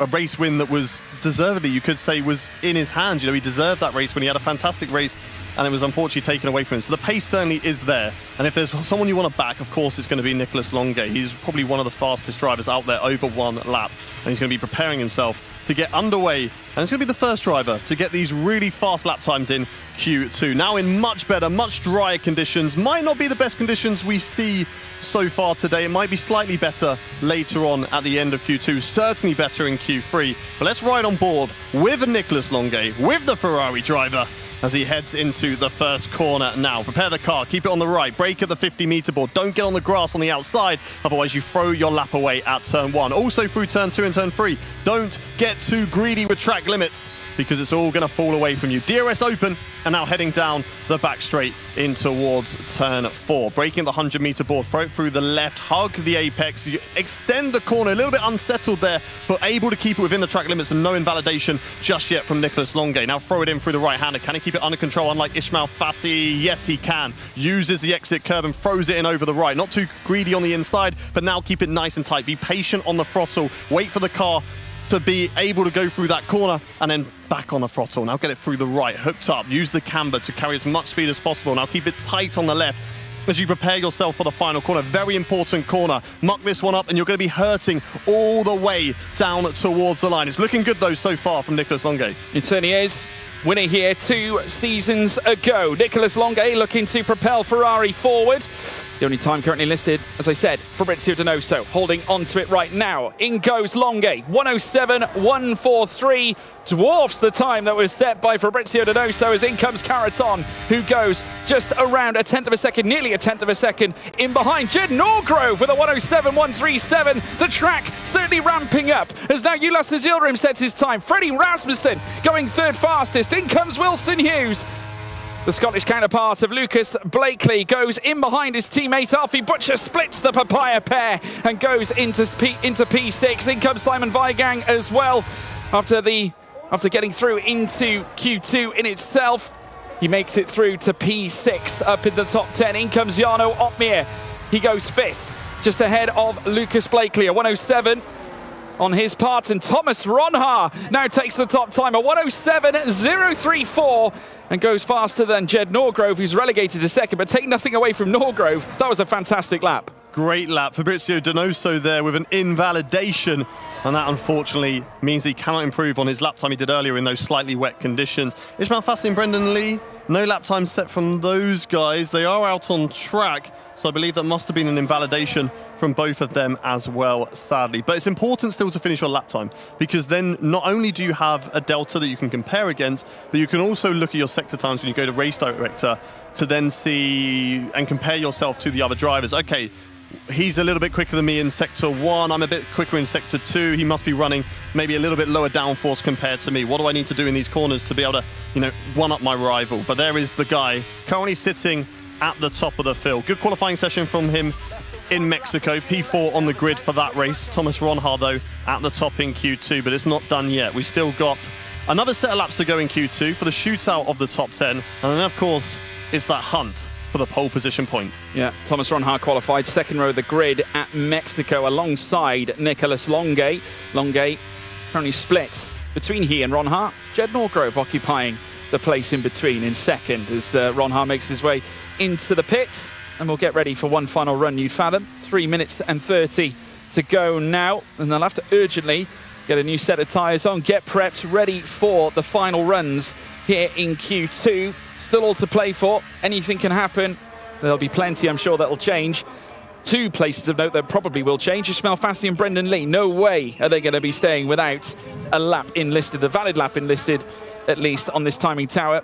Brendan Lee just a little squint as he looks to get set. I can imagine, though, the tension still very much there. Yeah, it puts you on the back foot, though, because you've invalidated once. It's all about this one lap time, and it's all down to the mentality of the driver. Now, someone like Thomas Ronhaar, as we have seen before, will invalidate, and it will not matter to him at all. He doesn't care. He will still push as hard as he possibly can to put himself up at the front.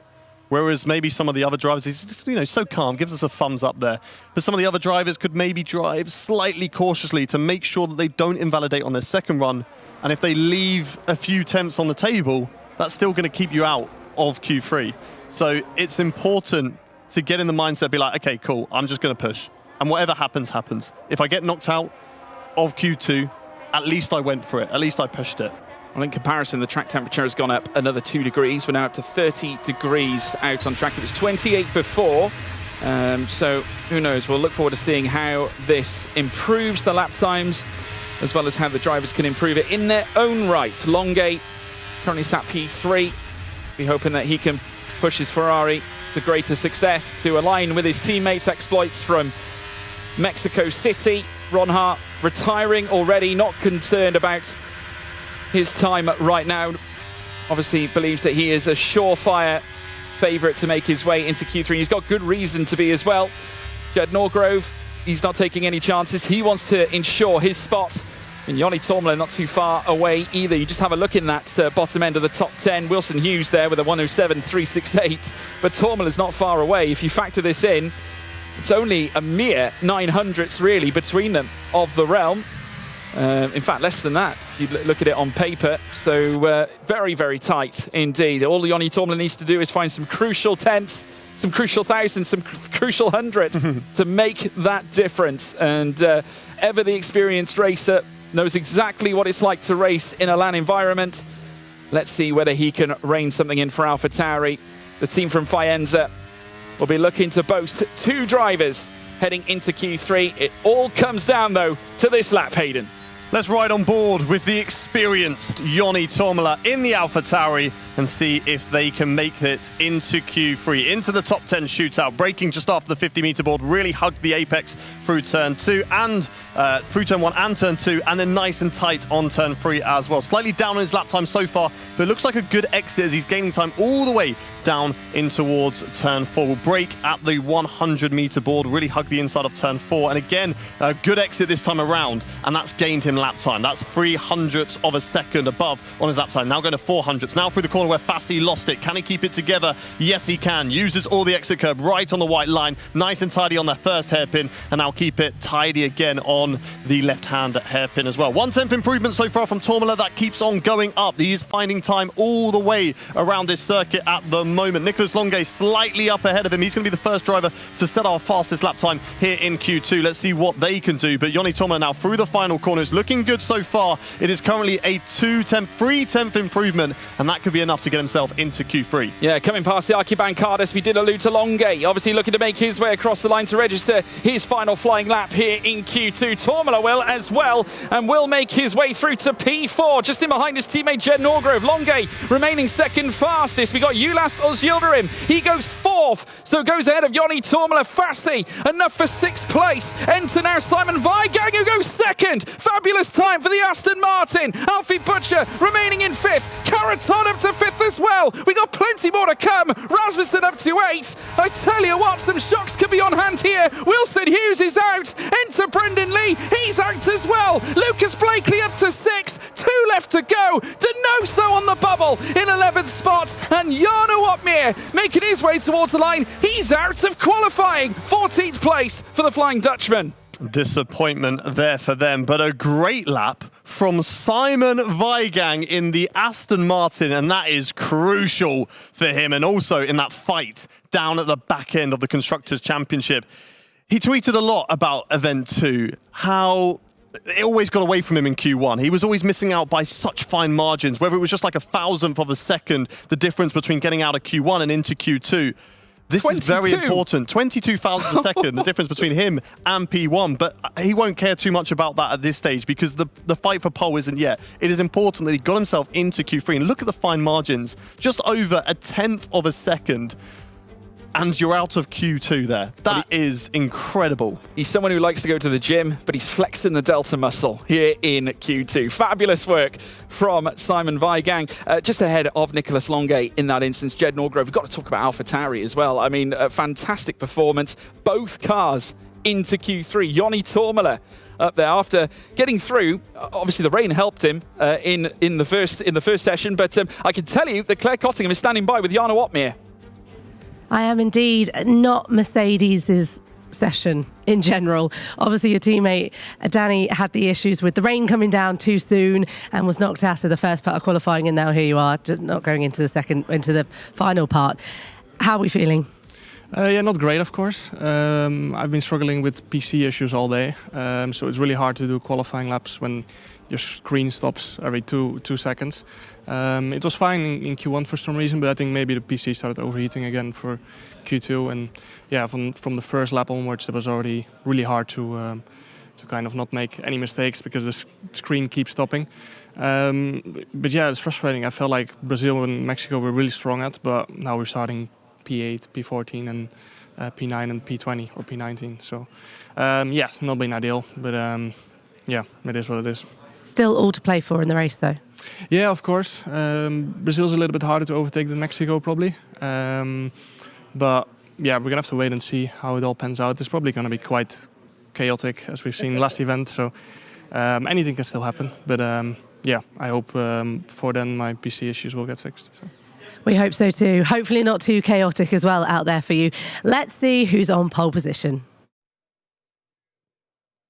Yes, thank you very much, Claire. Truly a fascinating session. The conditions now have improved greatly after the first 2 sessions. Obviously, we had that initial bout of damp track, a little bit of dampness at the start of Q2, obviously after the light rain in Q1, but things vastly different heading through to Q3. Just goes to show how much it can potentially change. And speaking of change, look at this grid, or certainly this lineup we have in Q3. You know, I mean, you got to give credit to AlphaTauri. They haven't had it easy, I would say, and Norgrove has been definitely one of the surprise packages, I think, at AlphaTauri, but he's joined now by his teammates, and in his own right, Joni Tormala has had his own struggles this season, but this is exactly what he needs. Yeah, certainly so for both those drivers. And, you know, it's important for those guys just to show the Red Bull team that, hey, you know, we are improving, we are working on our performances.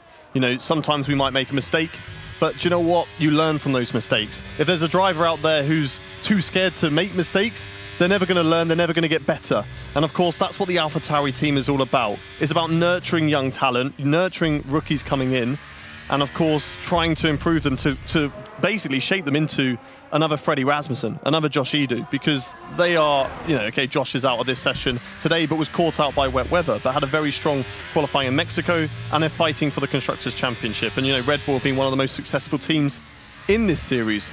So for those guys, it's all about making sure they're ready for the next generation. We've got to talk about as well how much this has had an effect on Frederik Rasmussen. This has helped him in many ways, because Barry not being in Q2 due to being out in Q1. Here comes Ron Hart to set the initial lap of the session at 106.889. Just to get the ball rolling here this time around. The Spaniard Alvaro Carreton currently sat in second for Williams on the timer screen. So yet to initialize a lap, though, to get his session underway. 8:34 here to go. The Williams now strides up towards the line and sets a 107.383. No necessary concerns about setting faster runs here. Of course, they could just slap on those used tyres and get themselves ready for a faster run deeper into the session, Hayden. Yeah, but someone like Thomas Ronhaar, of course, he retired at the end of Q2, didn't bother going out for that final run, had an extra set of soft tyres available to him, and is flexing that right now into the 106s, the first driver to pop up into the 106s. And so 106.8, whereas, someone like Alvaro Carreton, I think it's quite clear to see that they are running on a used set of soft tyres, 107.3, but we'll have those soft tyres ready to them. There's drivers on outlaps at the moment. They're going to get about 2 runs in. I think from everybody right now, we're going to be looking at fresh set of tyres, the fastest laps that they can possibly do, get that banker lap in, and then really go for it at the end of this qualifying session when they're all fighting it out for pole position. This is a great result from this guy here, Ulas Ozildirim. He's not necessarily been at the top in qualifying. I think there's been a mixed bag of performances so far this season. But again, a rookie just like Alfie Butcher, that's not the end of the world if he is, still finding his feet. Learn from these experiences to make yourself a better driver. And he certainly showed the team that he's prepared to be a team player as well. That fantastic defense that helped Alfie Butcher get that race win in Austria. So it'll be interesting to see how his career develops in Event 3. Has he learned from those mistakes in Event 2? And can they continue to play that team game? And maybe, Alfie Butcher finds himself in a situation where he's on the opposite end and he helps out Ulas to get a race win. Who knows? Yeah, I agree. I honestly think that has been Ulas Ozildirim's season so far. It's been all about the teamwork, the team ethic. And I think it has to do that extremely well. I mean, we saw it last season with the likes of Matthias van Erven as well, alongside Thomas Ronhaar. They worked together, but Matthias was very much supporting Thomas in getting the great results that he achieved last season. But we've got now drivers commencing their fast runs. Nicholas Longay, one of them. Simon Weigang joining him too. Now, Simon will take a lot of solace. He's had his own troubles. Recent seasons haven't necessarily gone to plan for Simon Weigang since entering the pro draft back with Renault back in the day. Remember his teammates being Fabrizio Donoso as well as Jarno Opmeer. I mean, what a squadron that was all the way back then. Or should I say not Fabrizio Donoso, Cedric Tomei it was back then. But nonetheless, he's come back in, and I tell you what, a time like that, 22 thousandths off the top against Thomas Ronhaar. Appreciate, obviously, it's not Q3, but it sends a clear message, right? Certainly so, but very important point. He now needs to back it up in this Q3 session. There's no point, being second fastest in Q2 and then being 10th in Q3 because you're still on that cusp of somebody just getting a good overtake on you. Maybe Jarno Opmeer with some strategy, and you're out of the points and you've scored nothing for Aston Martin. So it's important for him to back up here in Q3 as we're watching. Nicholas Longay is going to get one of the first laps in. Yeah, heading up towards the line. Here comes the Frenchman. Nicholas Longay looking to bounce back after his downfall. It's done so brilliantly. Second fastest so far, 106.977. Lucas Blakely up towards the line, goes third fastest, just ahead of Simon Weigang, who sets a 107.052. Frederik Rasmussen goes third, topples Blakely down slightly. Jed Norgrove now making his way past the Archibank Cardis, but he will make his way up towards the line. Will he ascend, as he has done through the course of this season? Goes fifth fastest. Good lap to get things underway for Jed Norgrove. Tourmala goes into seventh with Simon Weigang splitting the two AlphaTauris. Not a bad start for AlphaTauri, setting the bar 5th and 7th, and with time left still to go, a reasonable delta laid down. Thomas Ronhaar about to get, I believe, his final lap underway. I reckon he'll still have time for another lap. It might be close, but I'm sure, you know, those guys Very in the tight. engineering seats have got it spot on. I've been giving a look over there that's like, don't worry, we know what we're doing. We've got this all under control. And Thomas Ronhaar's going to be starting his second lap. Of course, you know, he's utilising those extra set of soft tyres that he has, so it's important to get those 3 laps in. There's no point saving those tyres. It's a thumbs up from Seb, by the way. It's a thumbs up. It's a thumbs up from Seb. Okay, we've got enough time in. Someone who might not, though, Alvaro Carreton. He was another driver that went earlier, went on an old set of soft tyres, but then didn't get in the mix with the other drivers when they had that second lap in. So Alvaro Carreton, whether he had 2 sets of soft tyres available to him because of these changeable conditions, it'll be interesting to see whether he has utilised them or not. But currently at the back of the field, hasn't gone out and will be only able to go for that final run at the end of this session. Thomas Ronhaar, though, currently looking good. It's still an improvement on his lap time, and what a lap time he's put in so far. Slightly off there, and that's going to cost him as well, and it's going to be down his lap time now. 0.02 of a second difference, but if he has a good last corner, he could gain it back. Yeah, he certainly does. He is right on the edge, but getting a nice exit out of Junsao. He's going to try and keep the car tight in order to extract as much delta as possible. It's literally flat on zero. He comes straight in. No doubt looking to try and lay down one more lap. He will definitely have time now, no less, to set his final run here in qualifying. The shootout very much in full swing, and many cars will be looking to venture their way out very shortly. All quiet in the pit lane right now, but as the timer ticks down, we've got 3 minutes and 10, and they'll all be heading out. I wanted to see him finish that lap time because I think he might have set the exact same lap time as his current best. It was zero, beat it or lost it by 1,000th of a second. Talk about consistency. Great lap there from Thomas Ronhaar, and done it nearly twice as well. Into the pits. I'm not sure. I know we got the thumbs up, and I don't want to doubt the engineers, okay, because they do a fantastic job. But I would have been very anxious if I was Thomas Ronhaar. Are you doubting Seb Kowalski? I'm not doubting, but as a driver, I would have been like, are you sure on that in-lap? Are you sure we're going to have enough time? Because, you know, just over a minute, it was about 3 minutes 15 remaining in that session. You're coming into the pit lane. What if you came into the pit lane as Brendan Lee wanted to come out? You hold him up, and then both of you missed out on it. So it's important, especially as he wasn't improving massively. It might have been by 1,000th of a second. And so we're watching Thomas Ronhaar, and I think this is where he gained a bit of lap time, but then it kind of fell away from him slightly just on the exit. Just maybe took a little bit too much curb on the exit. He did find time, but just not enough. And then, of course, was gaining it. And here, it was just matching. It was just like flicking between red and green, but it was literally 0, 0, 0, 0. So, yeah, it would have been exactly the same. No need to set that lap time, realistically. Get back in the box, get the new set of tyres on, go for it. Perhaps slightly compromised heading over Junsao. Just like you say, overstretching that little bit. But, hey, I think there's definitely positives. I mean, he knows that he can obtain more. He's just actually exited the pit lane just now. I honestly believe it would have been tight, if I'm honest, for him to come back in. So maybe they're just trying to avoid any risk of losing out. Yeah, I mean, he was literally matching his own lap time. There was no need to risk it at all. Had he been maybe 2 tenths up, you know, what a lap that would have been, by the way. But had he been 2 tenths up, you're like, no, you finish the lap and we'll deal with that later if we don't make it. But Thomas Ronhaar, he's on the back of this kind of train that's making their way through the midsection at the moment. Lucas Blakely is going to be our first driver to set a lap time here in qualifying. And I think there's a lot of drivers who are going to be shooting out for this pole position. Yeah, I think so. Blakely will want to be one of them. Coming into this one, obviously we know he is the reigning champion, but he's also 4 times a pole sitter as well. So he'll be looking to try and add to that number and effectively try and chase his first win of the season. Sounds crazy that we're saying that. Obviously went close at Spa against his former teammate Barry Brumand, because it was Barry who was successful in that tussle. Went back-to-back in terms of taking victories at Spa. As now Blakely heads through in towards turn 1 at the centre S's. Hayden, take us through.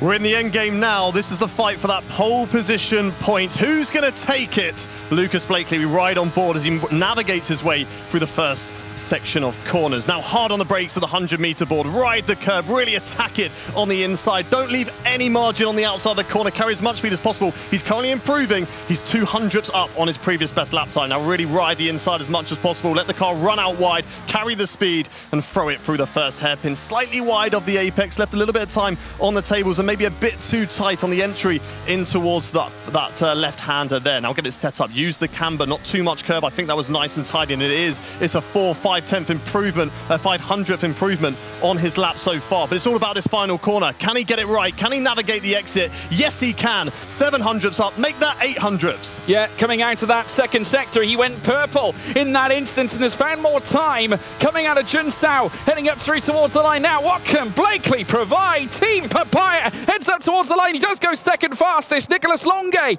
he'll make his way towards the line. Trumps there. Lucas Blakely goes second. In comes Jed Norgrove. He stays fifth. Alvaro Caraton goes fourth. The Williams now moves up with the Aston Martin. Simon Weigang back again with his own 106. Goes second fastest. Alfie Butcher up to sixth. Freddie Rasmussen topples Weigang and takes second place in his own right. Front row of the grid once again on offer here for Freddie Rasmussen, but Thomas Ronhaar fastest here at Brazil.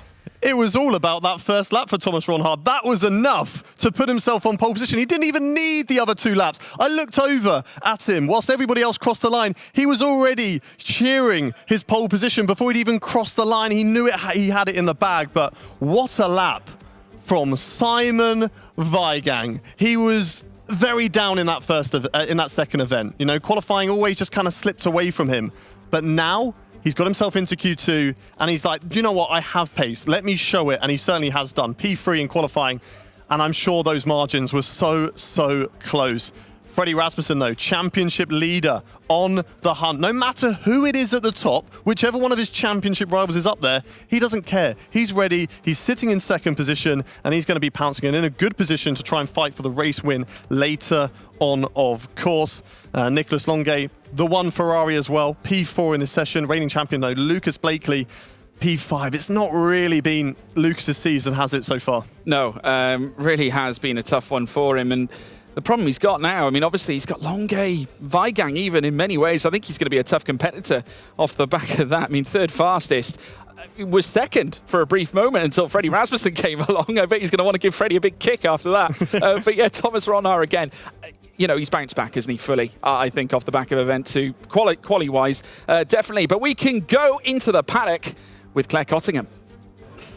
Yep, come down here to speak to Mr. Thomas Ronhaar. Congratulations. You said to me at the beginning of yesterday actually, you said to me you really wanted to have a strong couple of days, and I think pole position is a pretty good place to start. Yes, especially to get pole, even with my banker lap, is something I didn't expect, especially on this track. I didn't think my pace was too great around there, knowing my pace on the other tracks, but I guess it turned out to be better than I thought it would be, and to get 1 point already is a very good start. Seemed like Kick F1 made some great choices as well. Both you and your teammate tapped out quite early, knowing that the rain wasn't going to get any better in the first part of qualifying. And then to go out so early and set that fastest time, it seemed like you had some really good communication with yourself and your engineer. Yeah, I told him just be very focused on what can happen in Q1. Like Mexico is the same thing. It can rain any moment. Turned out to be the case where it started raining pretty much when we started the laps. So we had to get a move on and get track position. I think if I look back at it, I think Jarno was right at the end of the queue, but he was very smart and he didn't warm up his tires at all pretty much, and got I think ahead of me, which I didn't help him. So yeah, great choice by the team, and we were definitely on point today. How important was it to come into this third event on top? I mean, pole position, we need to win the race still, especially off the back of the way that event 2 ended. Yeah, no, especially the day 1 of event 2 was amazing, got P2 twice. But in the last 4 races, I scored 5 points only. There's a lot of people that ups and downs. I'm not only myself. I just have to keep focused, do what I do best, which is driving, and can't wait for the coming races.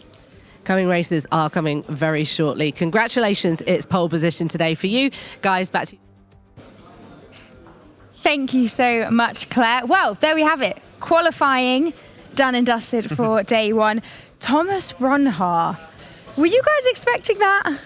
I mean, he's always one of the quickest drivers over 1 lap, of course, but to do it in that first lap in qualifying, he did improve on his final one, but he didn't need to. It was enough to get pole position. So fantastic performance, and I mean, he wasn't maybe one of my picks for pole position. Barry's definitely one of the other drivers in form, but you can never not count him in that fight at the front. And it seemed like the team were confident throughout the whole of Q3 there, as we saw that first lap was good enough. The engineer giving us a thumbs up when we were doubting and wondering about the strategy. They just knew they had it.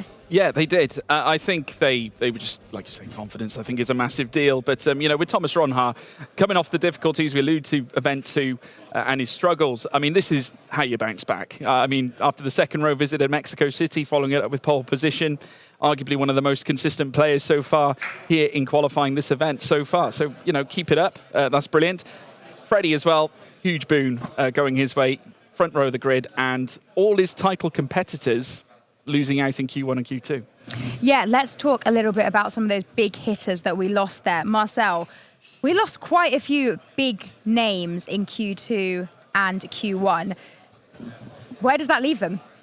Honestly, I'm a bit afraid for just how tight everything was, especially after Mexico, when we saw that Bari is back on top and Freddie right behind. These two are actively fighting for the championship. Jarno Oppmer is still in the mix, also in a decent position for Mexico, not in the best, but we know he's super quick. And now in Brazil, everything seems to fall towards Red Bull and Freddie's way.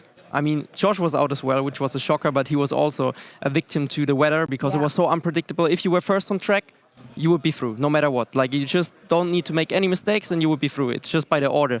And that's also what we could see. But now we have Bari out in Q1. We have also Oppmer out in Q2 in the dry, in P14. Both of them so far away from points. We really need a weather miracle to see anything there. And then we have Thomas Ronhaar with kind of like the biggest flex that you can do in F1 Esports by not having any rivals aside from yourself. So he's beating his own lap time and nobody is able to match him. It was a great quali, but Freddie is, I think now he just has to drive it safely home and he's in a good position. I think this is the best position Freddie has ever been in, so yeah.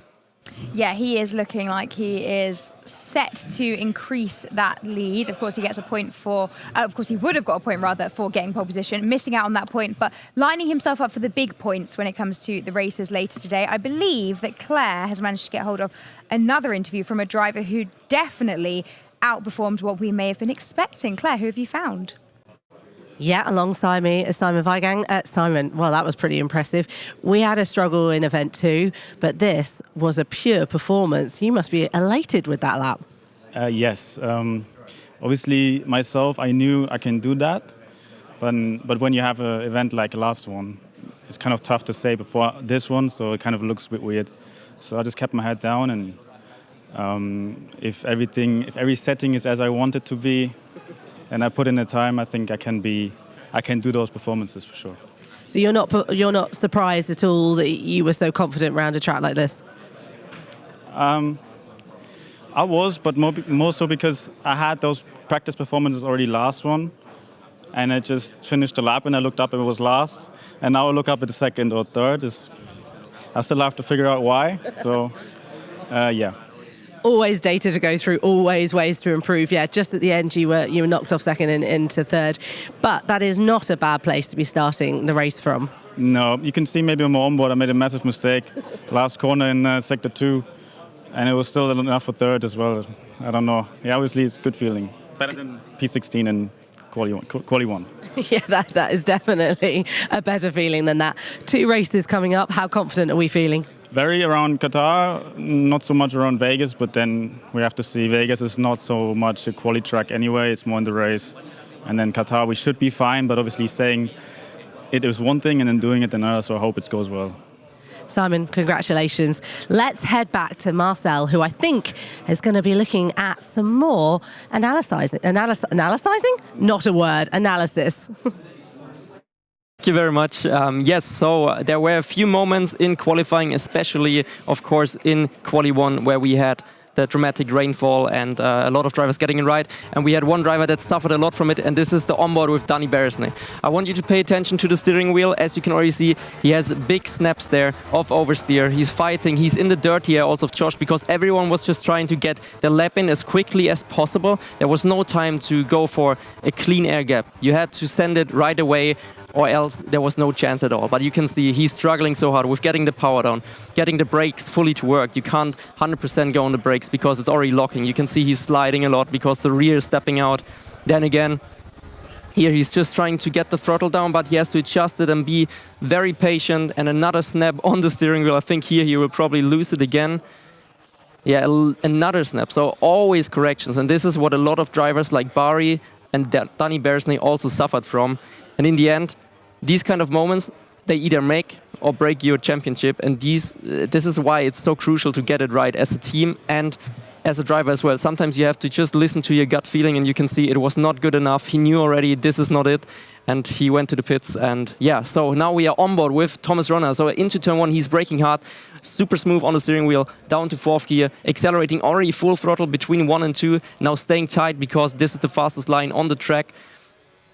Opening the DRS, and now we are looking at the end of sector 1 already. Hard braking at the 100-meter board for him, down into 5th or 4th gear. He prefers 5th gear, super close on the track limits there. That is perfection.